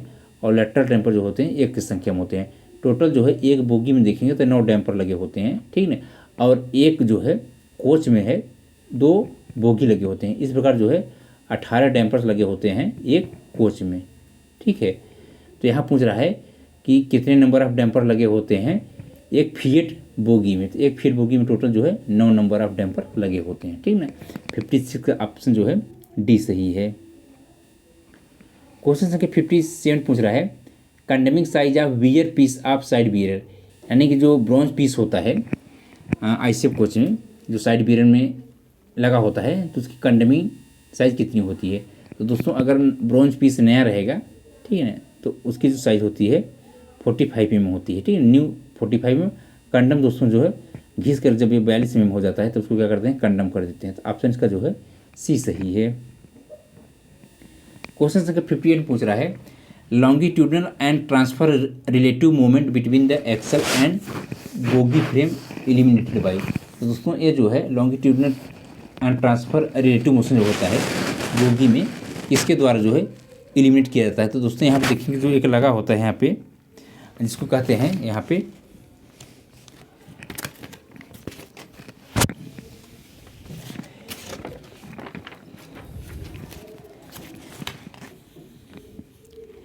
Axle box guide arrangement. ठीक है, एक्सल बॉक्स गाइड अरेंजमेंट के द्वारा जो है इसको एलिमिनेट किया जाता है।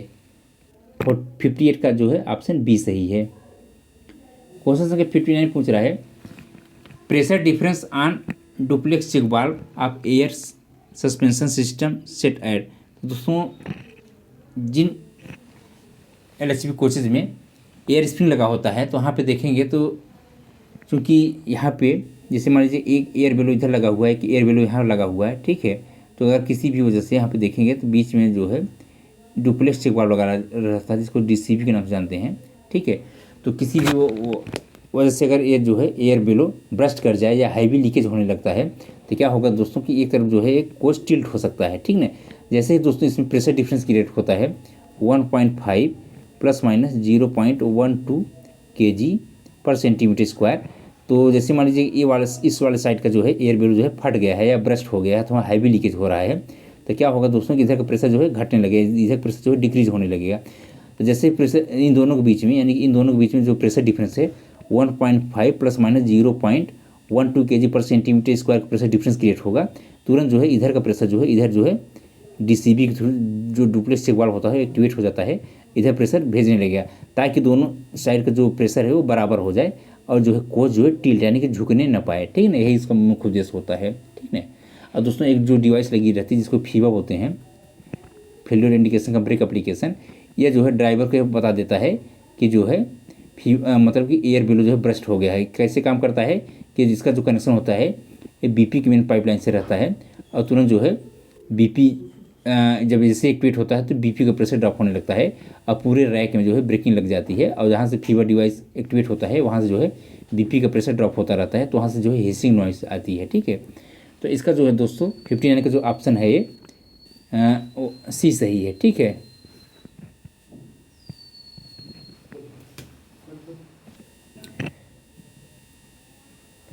क्वेश्चन संख्या 16 पूछ रहा है location of speed sensor in LHB coach.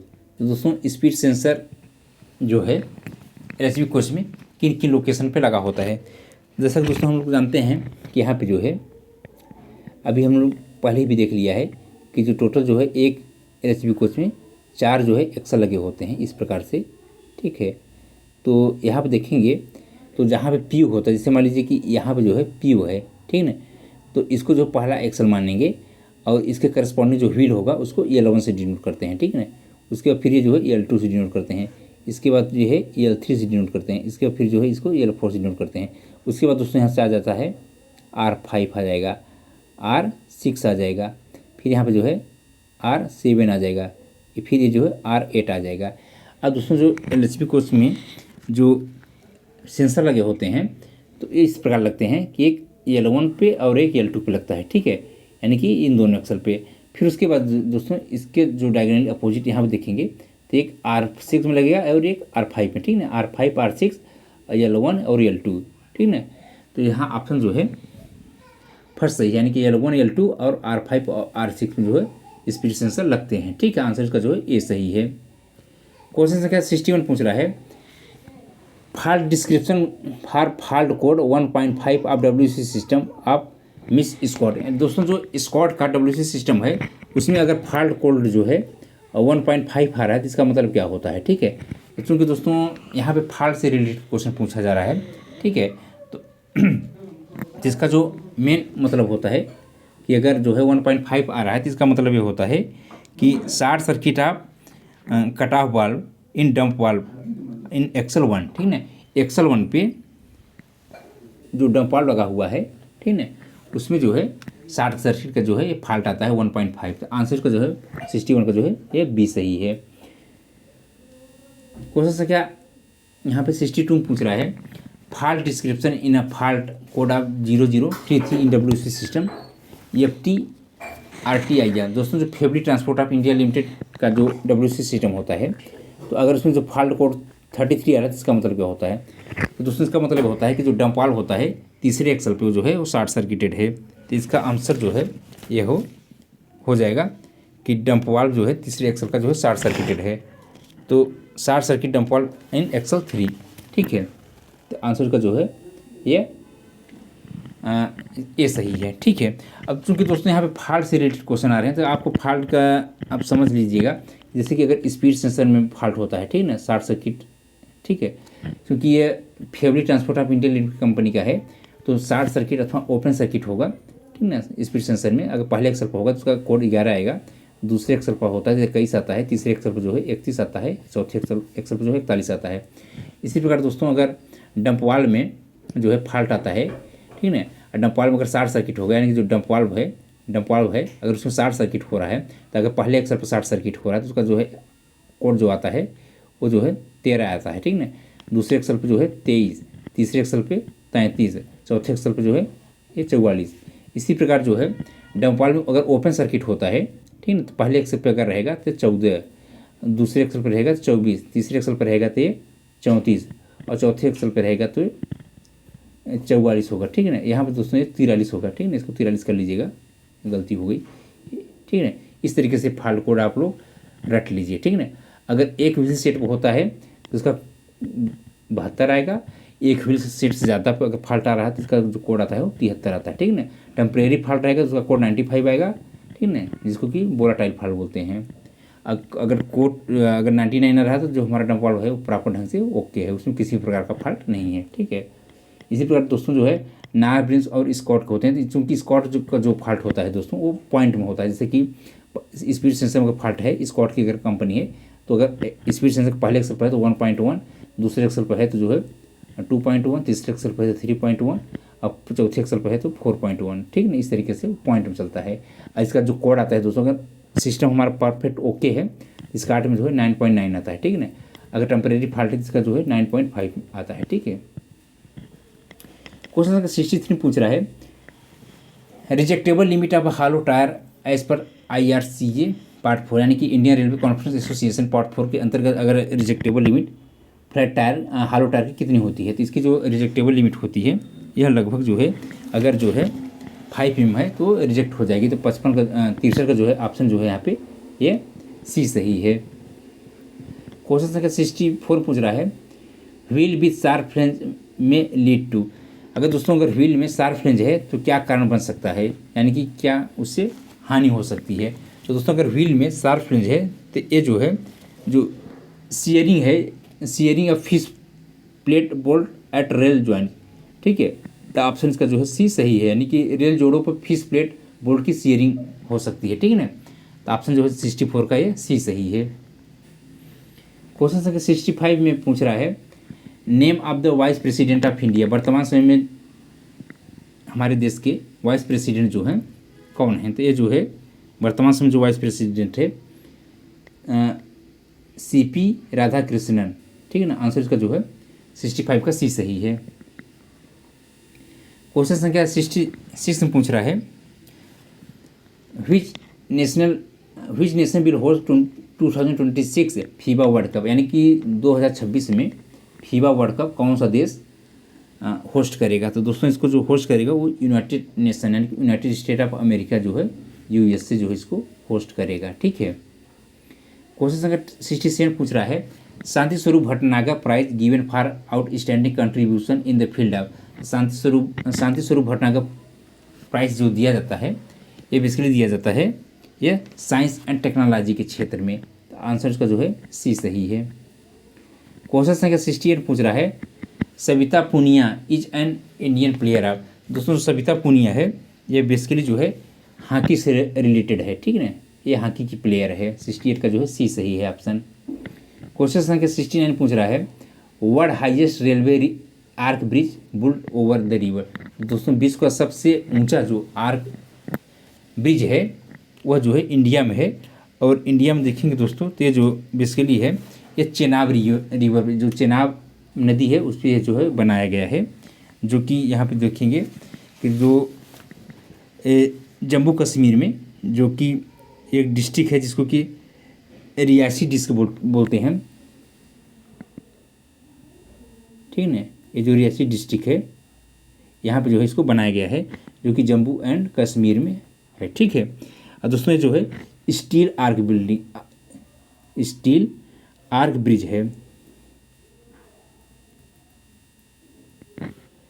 यहाँ पे देखेंगे दोस्तों जिसकी जो ऊंचाई है, ठीक है ना, ये लगभग जो है 359 मीटर है, यानी 359 मीटर ऊंचा है, जो कि इफिल टावर से, जो इफिल टावर है उससे लगभग जो है 35 मीटर जो है ये ऊंचा है, यानी कि जो इफिल टावर है उससे ये 35 मीटर ऊंचा है।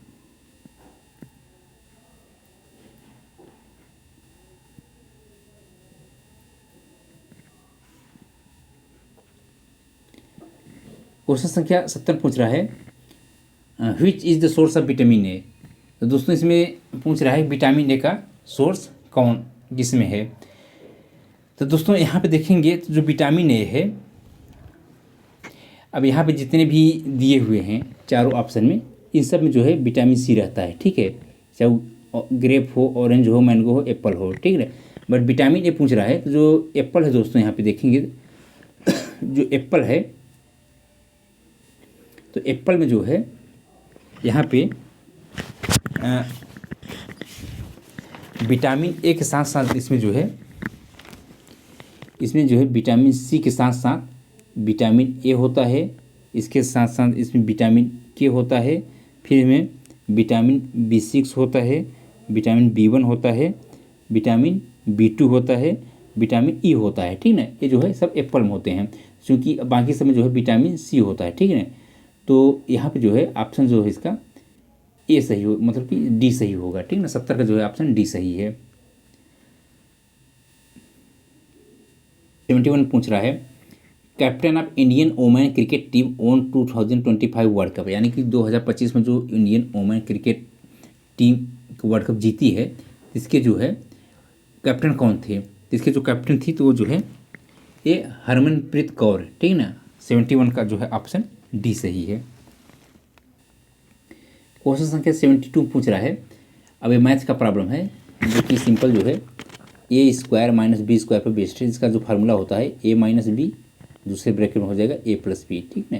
तो आप यहाँ पे करेंगे तो एक में हो जाएगा 75 माइनस 55 और दूसरे ब्रैकेट में हो जाएगा 75 प्लस 55, ठीक है। यहाँ पे इसका वैल्यू निकालेंगे तो इसका हो जाएगा 20 हो जाएगा इंटू ये जो है 130, मल्टीप्लाइड करेंगे तो आ जाएगा ये 2600। आंसर इसका जो है डी सही है। क्वेश्चन संख्या 73 पूछ रहा है। यहाँ पे वैल्यू पूछ रहा है तो यहाँ पे जो है बेसिकली जो है 0.5 अपान 2.5, ठीक है ना, प्लस 0.25 अपान 0.05। अब देखिए दोस्तों, पॉइंट के बाद यहाँ पे एक अंक है, पॉइंट के बाद यहाँ पे भी एक अंक है, यहाँ से पॉइंट हट जाएगा, 5 50 25 यहाँ से काट दीजिए, ठीक है ना। अब देखिए पॉइंट के बाद यहाँ पे 2 अंक है, पॉइंट के बाद भी यहाँ पे 2 अंक है, तो यहाँ से पॉइंट हट जाएगा, ये हो जाएगा 5, ये हो जाएगा 25, तो 5 50 25, ठीक है ना। अब हमारा आ गया 1/5 प्लस 5, इसका जो है हमको क्यूब करना है, ठीक है। तो यहाँ दोस्तों हम लोग जानते हैं इसका जो है आप चाहो तो इसको ऐसे शॉर्टकट में कर सकते हैं, 5 50 25 1 26, यानी कि 26/5 का होल क्यूब, ठीक है। यहाँ से इसको सॉल्व करेंगे, इसका जो है ऑप्शन जो है 73 का जो है ये सी आ जाएगा, ठीक है। नेक्स्ट है दोस्तों 74 में ये जो है क्वेश्चन पूछ रहा है यहाँ पे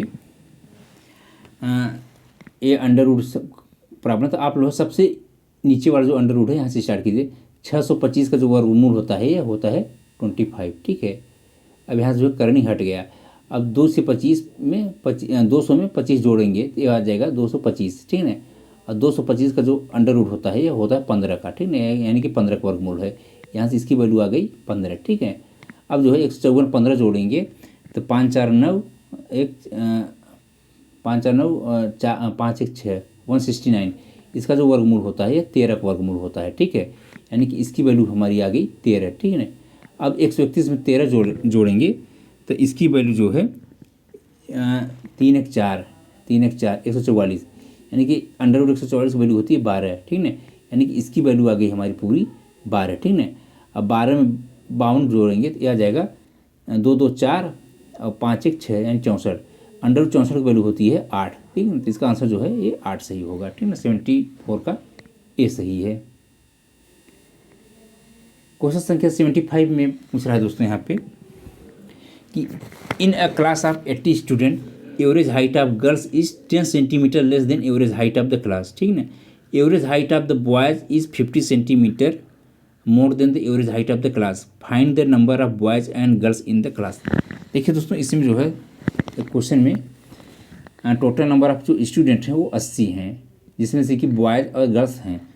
अब इसमें हम पूछ रहे हैं कितने नंबर ऑफ बॉयज़ और गर्ल्स हैं। तो मान लीजिए कि बी नंबर ऑफ बॉयज़ हैं और जी नंबर ऑफ गर्ल्स हैं, दोनों मिला करके जो है 80 की संख्या में है, ठीक है। और दोस्तों मान लीजिए जो एवरेज हाइट है वो एवरेज हाइट ए है हमारी, ठीक है। अब इसमें क्या कर रहा है कि जो गर्ल्स की एवरेज हाइट है, ठीक है, यानी कि जो गर्ल्स की एवरेज हाइट है वह जो है एवरेज हाइट से 10 सेंटीमीटर कम है, ठीक है, 10 सेंटीमीटर कम है। और यहाँ पर जो बॉयज़ की एवरेज हाइट है, यहाँ पर जो बॉयज़ की एवरेज हाइट है वो जो है एवरेज हाइट से 15 सेंटीमीटर ज़्यादा है। अब यहाँ पर हम लोग अगर ओवरऑल एवरेज हाइट निकालेंगे जो कि ए है, ठीक है, तो उसको कैसे निकालेंगे। तो यहाँ पे देखिए टोटल नंबर ऑफ बॉयज़ जो हैं वो बी हैं, ठीक है ना। इनकी जो एवरेज हाइट है वो जो है ए प्लस 15 है। इसी प्रकार टोटल नंबर ऑफ गर्ल्स जो हैं ये है जी हैं, ठीक है ना। इनकी जो एवरेज हाइट है ए माइनस 10 है। और टोटल नंबर ऑफ जो बॉयज़ प्लस गर्ल्स हैं ये जो है 80 की संख्या में है, और इनकी जो एवरेज हाइट है वो ए है, ठीक है। इसको जब सॉल्व करेंगे दोस्तों तो यहाँ जो है 80 ए इधर चला जाएगा, ठीक है। अब यहाँ पर आ जाएगा बी इसको सॉल्व करेंगे, ए बी आ जाएगा, फिर जो है यहाँ पे बी 15, ठीक है, plus G A minus G 10 equal to हमारा आ जाएगा 80 ए, ठीक है। अब यहाँ देखिए बी ए और जी ए, यहाँ पे ए कॉमन ले लेंगे, जब ए कॉमन ले लेंगे तो हो जाएगा बी प्लस जी की वैल्यू आप लोग जो है यहाँ पे 80 पुट कर देंगे तो आ जाएगा ये हमारा बेसिकली 80 ए से 80 ए यहाँ जो है दोस्तों कट जाएगा, तो बचेगा क्या यहाँ पे, ये बचेगा B15 minus 10G equal to 0, ठीक है, यानी कि B into 15 minus 10 into G equal to 0, तो यहाँ से B अपान जी करेंगे जिसकी वैल्यू आ जाएगी 10 अपान 15, ठीक है, 5 दूनी 10 5 3 15, यानी कि B अपान जी की वैल्यू आ गई 2/3 और B plus G equal to है 80, ठीक है। इसकी हम वैल्यू रख देंगे, यानी कि B की वैल्यू आप रख देंगे 2/3 इंटू जी आ जाएगी ये B की वैल्यू, ठीक है ना। तो यहाँ पर जब B की वैल्यू रखेंगे तो आप यहाँ जब रखेंगे तो 2/3 into G plus G equal to जो है आ जाएगा 80। यहाँ से जब जी की वैल्यू निकालेंगे तो ये आ जाएगा लगभग जो है 48, ठीक है, यानी 48 जो है जी की वैल्यू आ जाएगी। अब 80 माइनस 48 करेंगे ये जो है नंबर ऑफ बॉयज आ जाएंगे, ये लगभग जो है 32, ठीक है। तो ऑप्शन उसका जो है ये डी सही है, 75 का जो है ऑप्शन डी सही है। क्वेश्चन संख्या 76 पूछ रहा है, a metal sphere of 12 centimetre diameter melting converted into the wire of 4 centimetre diameter, find the length of the wire. दोस्तों ये जो है कंजर्वेशन ऑफ वॉल्यूम कर दीजिए, ठीक है ना। स्फीयर का जो वॉल्यूम फार्मूला होता है 4/3 पाई आर क्यूब, ठीक है ना। तो यहाँ पर वॉल्यूम पुट कर दीजिए 4/3 पाई आर, यहाँ पर देखेंगे 12 सेंटीमीटर डायमीटर है, इसका हाफ कर देंगे 6 सेंटीमीटर, तो 6 गुणित 6, ठीक है ना। यह बराबर हो जाएगा 4 सेंटीमीटर ऑफ डायमीटर कन्वर्टेड, क्योंकि दोस्तों ये वायर में कन्वर्ट होता है तो वायर जो है सिलेंडर का शेप में होता है, तो सिलेंडर का जो डायमीटर फार्मूला होता है पाई आर स्क्वायर एच, तो पाई आर की वैल्यू यहाँ पर डायमीटर जो है 4 सेंटीमीटर, तो इसका आर हो जाएगा 2 सेंटीमीटर, तो 2 into 2 pi R square into H, ठीक है ना। यहाँ से पाई कट गया, ठीक है ना, यहाँ से 2 तिहाई 6, 2 तिहाई 6, 3 से 3 कट गया, 6 3 18 चौक 72, ठीक है ना। 72 इसका जो है ऑप्शन, यानी कि एच की वैल्यू हो जाएगी 72 सेंटीमीटर, तो इसका जो है ऑप्शन जो है यहाँ पे सी सही है। क्वेश्चन संख्या 77 में पूछ रहा है, ratio of the circumference of a circle inscribe in a square to the perimeter of the square, यानी कि एक वर्ग के अंदर बने वृत्त की परिधि और वर्ग के परिमाप का अनुपात क्या है। तो दोस्तों एक कोई वर्ग है यहाँ पे जिसकी वर्ग की जो है लंबाई चौड़ाई बराबर होती है, ठीक है ना। तो यहाँ पे जो है इसके अंदर जो है एक वृत्त बना हुआ है इस तरीके से, तो देखेंगे दोस्तों ये जो है अगर मान लीजिए इसकी जो वर्ग का जो एक भुजा है वो ए है, ठीक है ना। तो यहाँ पर जो है जो सर्किल बनेगा उसका जो डायमीटर होगा, यानी कि उसका जो डायमीटर होगा वो ए के बराबर होगा, ठीक है ना। तो उसकी जो त्रिज्या होगी वो a/2 होगी, ठीक है, समझ रहे हैं ना। यहाँ पे जो परिधि बनेगा इसके अंदर, सॉरी इसके अंदर जो वृत्त बनेगा इसका जो ए डायमीटर है, डायमीटर जो है ए के बराबर हो जाएगा, उसकी जो रेडियस है a/2 के बराबर हो जाएगा। अब वृत्त का जो परिधि होता है इसका जो फार्मूला होता है 2πr होता है, ठीक है। तो आप यहाँ वैल्यू रख दीजिए 2π इंटू आर की वैल्यू जो है ये जो है यहाँ पे a/2 कर दीजिए। अब पूछ रहा है कि रेशियो, तो ratio of the circumference of circle to perimeter of square, यानी कि स्क्वायर का जो पेरीमीटर है ये हो जाएगा 4a, ठीक ना, यानी कि सम ऑफ ऑल साइड। तो ए से ये कैंसिल आउट हो गया, 202 कैंसिल आउट हो गया, ठीक है ना। तब π/4 इसका जो है ऑप्शन होगा। तो पाई की वैल्यू होती है दोस्तों यहाँ पे 22/7 इंटू 4, ठीक है ना। तो 2 का 1 2 का 2, यहाँ 2 दूनी 4, यानी कि हो जाएगा 11/14 इसका जो है रेशियो हो जाएगा। तो ऑप्शन जो है 11/14 जो है यहाँ पे बी में दिया हुआ है। क्वेश्चन संख्या 78 पूछ रहा है, sum of interior angle of the regular hexagon. तो दोस्तों इसका जो रेगुलर हेक्सागन है, ठीक है ना, इसका जो इंटीरियर एंगल फार्मूला होता है यहाँ पे ये होता है n माइनस 2 इंटू 180 डिग्री, ठीक है। तो यहाँ पे देखेंगे तो हेक्सागन है, तो n की वैल्यू यहाँ पे जो है 6 हो जाएगी, क्योंकि यहाँ पे जो है ये रेगुलर हेक्सागन की बात कर रहा है। तो 6 माइनस 2 इंटू 180 डिग्री आप यहाँ पर रख देंगे तो इसकी वैल्यू आ जाएगी 4 इंटू 180 डिग्री, ठीक है ना। तो 18 चौक यहाँ पे 72, ठीक ना। तो 720 डिग्री आंसर इसका जो है डी सही है। क्वेश्चन संख्या 79 पूछ रहा है 1 माइनस टेन स्क्वायर ए अपान काट स्क्वायर ए माइनस 1। तो दोस्तों इसको हम लिख सकते हैं 1 माइनस टेन स्क्वायर ए, ठीक है, अपान एक कॉट स्क्वायर लिख सकते हैं 1 अपान टेन स्क्वायर ए, ठीक है ना। तो यहाँ माइनस करेंगे तो ये आ जाएगा टेन स्क्वायर ए माइनस 1, ठीक है। तो यहाँ से तिरक कर देंगे तो इसकी वैल्यू हो जाएगी 1 माइनस टेन स्क्वायर ए अपान 1 माइनस टेन स्क्वायर ए अपान टेन स्क्वायर। तो टेन स्क्वायर जो है ऊपर चला जाएगा, यहाँ टेन स्क्वायर कैंसिल आउट हो जाएगा, टेन स्क्वायर इसका जो है ऑप्शन बचेगा, ठीक है। ऑप्शन का जो है सी सही है। क्वेश्चन संख्या 80 पूछ रहा है एक क्वाड्रेटिक इक्वेशन दिया हुआ है जिसका जो क्वाड्रेटिक रूट निकालेंगे, अगर उसका रूट निकालेंगे तो minus B plus minus under root B square minus 4ac upon 2a इसका फार्मूला होता है।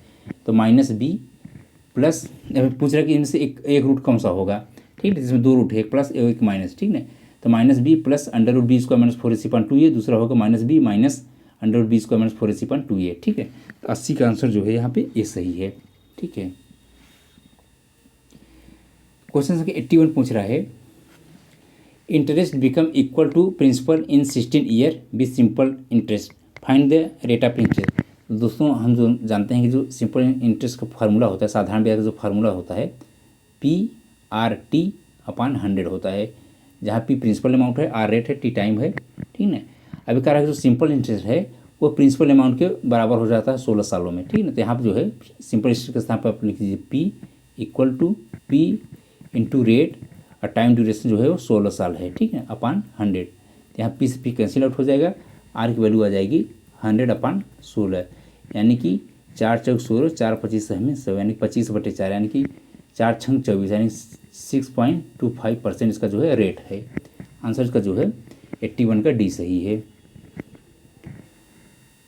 क्वेश्चन संख्या 82 पूछ रहा है 4th term in AP is 13 and 7th term is 22 the 11th term. दोस्तों ये जो है अर्थमेटिक प्रोग्रेशन का प्रॉब्लम है। तो जैसा कि हम लोग जानते हैं कि अगर एन टर्म का फार्मूला जो होता है a plus n minus 1 into d होता है जो कॉमन डिफरेंस होता है, ये होता है फर्स्ट टर्म। तो इसमें कह रहा है 4th टर्म, यानी 4th टर्म जो है, यानी जो चौथा टर्म है ये जो है इक्वल टू है, मान लीजिए ए प्लस 4 माइनस 1 यानी कि 3d, ठीक है। 7वां टर्म जो है 22 है, ठीक है ना। जो 4th टर्म है वो जो है इसकी वैल्यू जो है 4th टर्म की यहाँ पे 13 दिया हुआ है, ठीक है ना।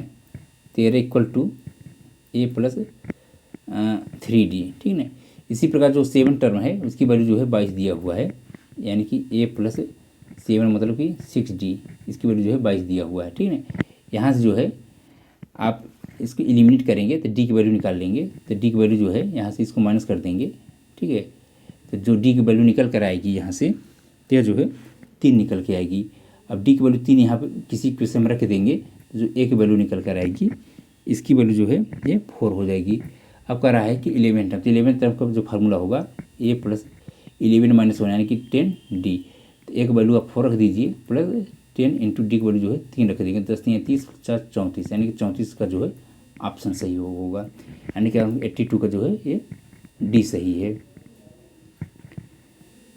क्वेश्चन संख्या 83 पूछ रहा है unit of angular velocity is. तो दोस्तों जो एंगुलर वेलोसिटी होती है इसकी जो यूनिट होती है यह होती है लगभग ए होती है रिवॉल्यूशन पर मिनट, ठीक है। 83 का ऑप्शन जो है सी सही है, रिवॉल्यूशन पर मिनट।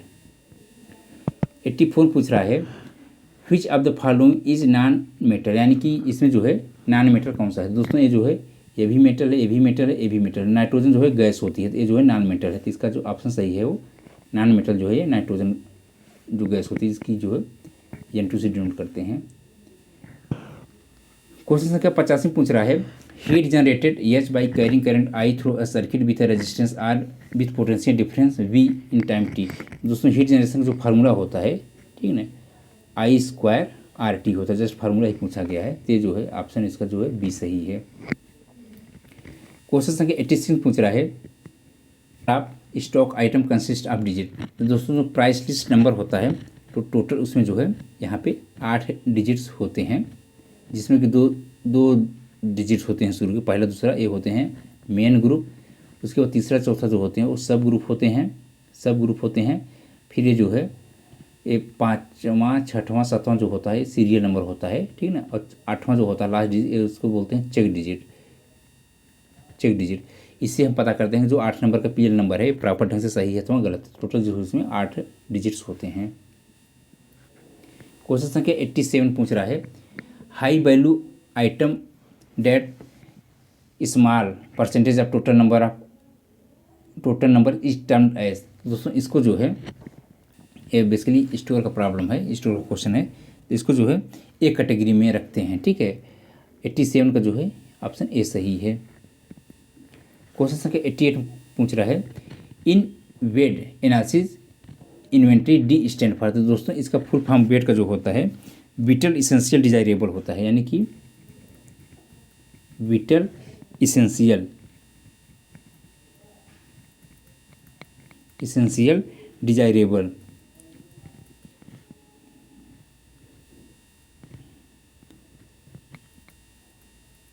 इसमें डी स्टैंड फॉर डिजायरेबल, ठीक है ना, D stand for desirable.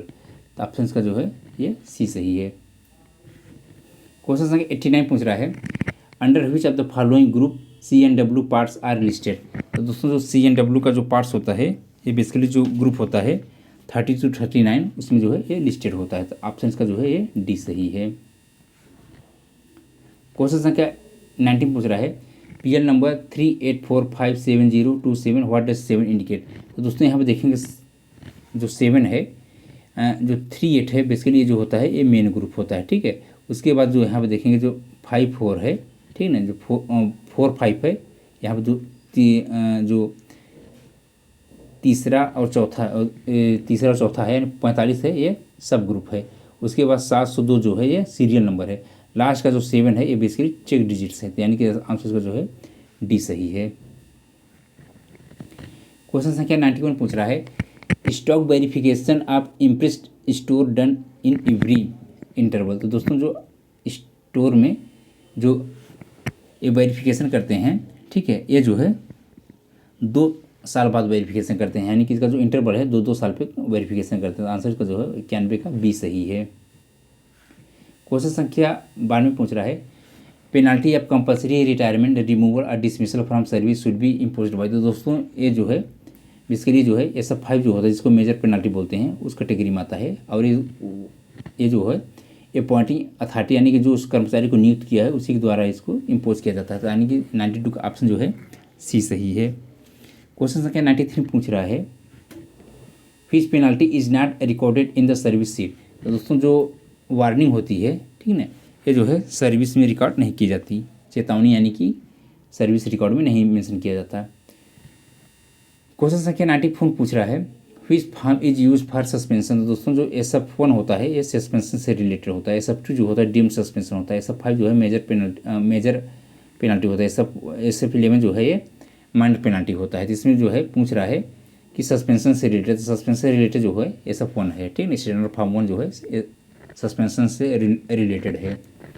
Question संख्या 95 पूछ रहा है how many days of LAP in a calendar year a permanent railway servant shall be entitled to get. तो दोस्तों यहाँ पे जो है टोटल जो है 30 LAP मिलते हैं एक एम्प्लॉय को एक साल में, ठीक है। जिसमें कि 1 जनवरी को जो है 15 LAP क्रेडिट होते हैं। उसके बाद 1 जुलाई को जो है 15 LAP क्रेडिट होते हैं। टोटल जो है 2.5 LAP जो है पर मंथ में क्रेडिट होते हैं, ठीक है। तो इसका आंसर जो है 30 सही है, सी सही है, ठीक है। क्वेश्चन संख्या 96 पूछ रहा है paternity leave is admissible with less than 2 surviving children for period. दोस्तों जो railway employee male railway employee हैं, ठीक ना, जिनको पैटर्निटी लीव मिलती है टू सर्वाइविंग चिल्ड्रन के लिए, ये जो है 15 दिन के लिए मिलती है और बच्चे को जन्म होने के 6 महीने तक है वैलिड होती है। उसके बाद ये अगर नहीं लेंगे तो लैप्स हो जाता है, ठीक है। तो 96 का जो है ऑप्शन सी सही है। क्वेश्चन संख्या 97 पूछ रहा है, क्वेश्चन संख्या 97 पूछ रहा है, group C employ till 5 year of qualified service is eligible for how many sets of pass. तो दोस्तों चाहो ग्रुप सी के एम्प्लॉय हो अथवा ग्रुप डी के, ठीक ना, अप टू 5 ईयर यानी कि ज्वाइनिंग से 5 साल तक उसको जो है 1 सेट पास मिलता है। आफ्टर 5 ईयर यानी कि सर्विस के 5 साल कंप्लीट होने के बाद जो है उसको जो है 3 सेट पास मिलता है। तो यहाँ पूछ रहा है कि टिल 5 ईयर यानी कि ज्वाइनिंग से 5 साल तक उसको जो है 1 सेट पास मिलता है, ठीक ना। 97 का जो है ऑप्शन ये सी सही है। क्वेश्चन संख्या यहाँ पे जो है 98 पूछ रहा है, in railway context PNM stand for. तो दोस्तों पीएनएम का फुल फॉर्म होता है परमानेंट निगोटिएटिंग मशीनरी, ठीक है। आंसर इसका जो है ये सही है। क्वेश्चन संख्या 99 पूछ रहा है, an employee is eligible for maximum DCRG of. दोस्तों इसका फुल फॉर्म होता है डेट कम रिटायरमेंट ग्रेचुइटी। ये जो होता है ये मिलता है 16.5 मंथ इमोलमेंट और 20 लाख, ठीक है। आंसर 99 का जो है बी सही है, ठीक है। यानी कि डेट कम रिटायरमेंट ग्रेचुइटी जो होता है 16.5 मंथ इमोलमेंट यानी कि 16.5 महीने का पारिश्रमिक या 20 लाख रुपए, ठीक है। क्वेश्चन संख्या 100 पूछ रहा है, junior engineer carriage and wagon come under the category of. तो दोस्तों ये जो कैटेगरी आते हैं जूनियर इंजीनियर जो जेई होते हैं ये एक्सक्लूडेड कैटेगरी में आते हैं, ठीक है। ऑप्शन का जो है सी सही है। अब दोस्तों यहाँ पर जो है 10 क्वेश्चन जो है राजभाषा के पूछे जाते हैं। जो राजभाषा क्वेश्चन होते हैं बहुत ही सिंपल होते हैं। तो यहाँ पे देख ले रहे हैं राजभाषा क्वेश्चन जो हैं। भारत के संविधान के अनुसार संघ की राजभाषा हिंदी होगी और लिपि जो है दोस्तों ये देवनागरी लिपि होगी, ठीक है। आंसर इसका जो है ये सही है। क्वेश्चन संख्या 102 पूछ रहा है, भारत के संविधान द्वारा कितनी अनुसूचित भाषाओं को मान्यता प्राप्त है। तो दोस्तों ये जो है 22 भाषाओं को जो है मान्यता प्राप्त है। 102 का ऑप्शन जो है यहाँ पे बी सही है। क्वेश्चन संख्या 103 पूछ रहा है, भारत में कितनी भाषाओं को शास्त्रीय भाषा के रूप में मान्यता प्राप्त है। तो दोस्तों ये जो है 11 भाषाओं को जो है शास्त्रीय भाषा के रूप में मान्यता प्राप्त है इंडिया में, ठीक है। क्वेश्चन संख्या 104 पूछ रहा है, हिंदी दिवस प्रतिवर्ष कब मनाया जाता है। तो हिंदी दिवस जो है दोस्तों प्रतिवर्ष जो है 14 सितंबर को मनाया जाता है, ठीक है। 104 का जो है बी सही है। क्वेश्चन संख्या 105 पूछ रहा है, राजभाषा अधिनियम नियम किस वर्ष अधिनियमित किया गया था, ठीक ना। यानी कि in which year official language act rule was enacted, ठीक है। तो ये जो है 1976 में किया गया था। आंसर इसका जो है डी सही है। क्वेश्चन संख्या 106 पूछ रहा है, राजभाषा अधिनियम 1963 के अनुसार भारत को कितनी क्षेत्रों में विभाजित किया गया। तो दोस्तों इसको जो है 3 रीजन में डिवाइड किया गया है, जिसमें कि यहाँ पे देखेंगे ए रीजन, बी रीजन, सी रीजन, जिसको कि क क्षेत्र, ख क्षेत्र और ग क्षेत्र जानते हैं, ठीक है। टोटल जो है 3 रीजन है। आंसर का जो है 106 का बी सही है। क्वेश्चन संख्या 107 में पूछ रहा है, document mandatory issued in bilingual form under section. तो दोस्तों जो बाईलिंगुअल यानी कि कौन सी धारा के अंतर्गत दस्तावेज अनिवार्य रूप से द्विभाषीय रूप में जारी किए जाते हैं। तो दोस्तों ये जो दस्तावेज जो है यानी कि सेक्शन 3(3), ठीक है। आंसर इसका जो है सी सही है 107 का। क्वेश्चन संख्या 108 में पूछ रहा है, केंद्रीय हिंदी समिति की अध्यक्ष किसके द्वारा की जाती है। तो दोस्तों जो केंद्रीय हिंदी समिति के जो अध्यक्ष होते हैं ये प्राइम मिनिस्टर ऑफ इंडिया यानी कि प्रधानमंत्री, भारत के प्रधानमंत्री के द्वारा किया जाता है। तो आंसर इसका जो है ये सही है। इसी प्रकार देखेंगे दोस्तों यहाँ पे जो है हिंदी को किस वर्ष राजभाषा घोषित किया गया था। तो दोस्तों ये जो हिंदी को जो राजभाषा घोषित किया गया था ये बेसिकली किया गया था 1949 यानी कि 14 सितंबर 1949 को, 14 सितंबर 1949 को राजभाषा को हिंदी को राजभाषा के रूप में घोषित किया गया था। 110 पूछ रहा है कि वर्ल्ड हिंदी डे मतलब विश्व हिंदी दिवस कब मनाया जाता है। दोस्तों जो विश्व हिंदी दिवस जो है 10 जनवरी को मनाया जाता है, ठीक है। तो ऑप्शन इसका जो है डी सही है। इस प्रकार दोस्तों इसके जो है 110 क्वेश्चन यहाँ पे जो है कंप्लीट हो रहे हैं। अगर दोस्तों क्वेश्चन का PDF चाहिए तो हमारे टेलीग्राम चैनल, जो कि टेलीग्राम है, लिंक इसका है TME.CW टेक मैकेनिकल, यहाँ से जो है इस टेलीग्राम पे जा करके आप लोग जो है इस क्वेश्चन का PDF डाउनलोड कर सकते हैं आप अपने प्रैक्टिस के लिए। और दोस्तों ये जो लिंक है ये डिस्क्रिप्शन में दे दिया गया है, आप लोग जो है वहाँ से लिंक से डायरेक्ट जुड़ सकते हैं। और वहाँ पे दोस्तों देखेंगे तो आपको जो है बहुत सारे study material LHB ICF Vande Bharat कैसे बोगी वैगन से रिलेटेड, ठीक ना, मिल जाएंगे। तो आशा करते हैं कि आप लोगों को ये लेक्चर पसंद आया होगा। धन्यवाद।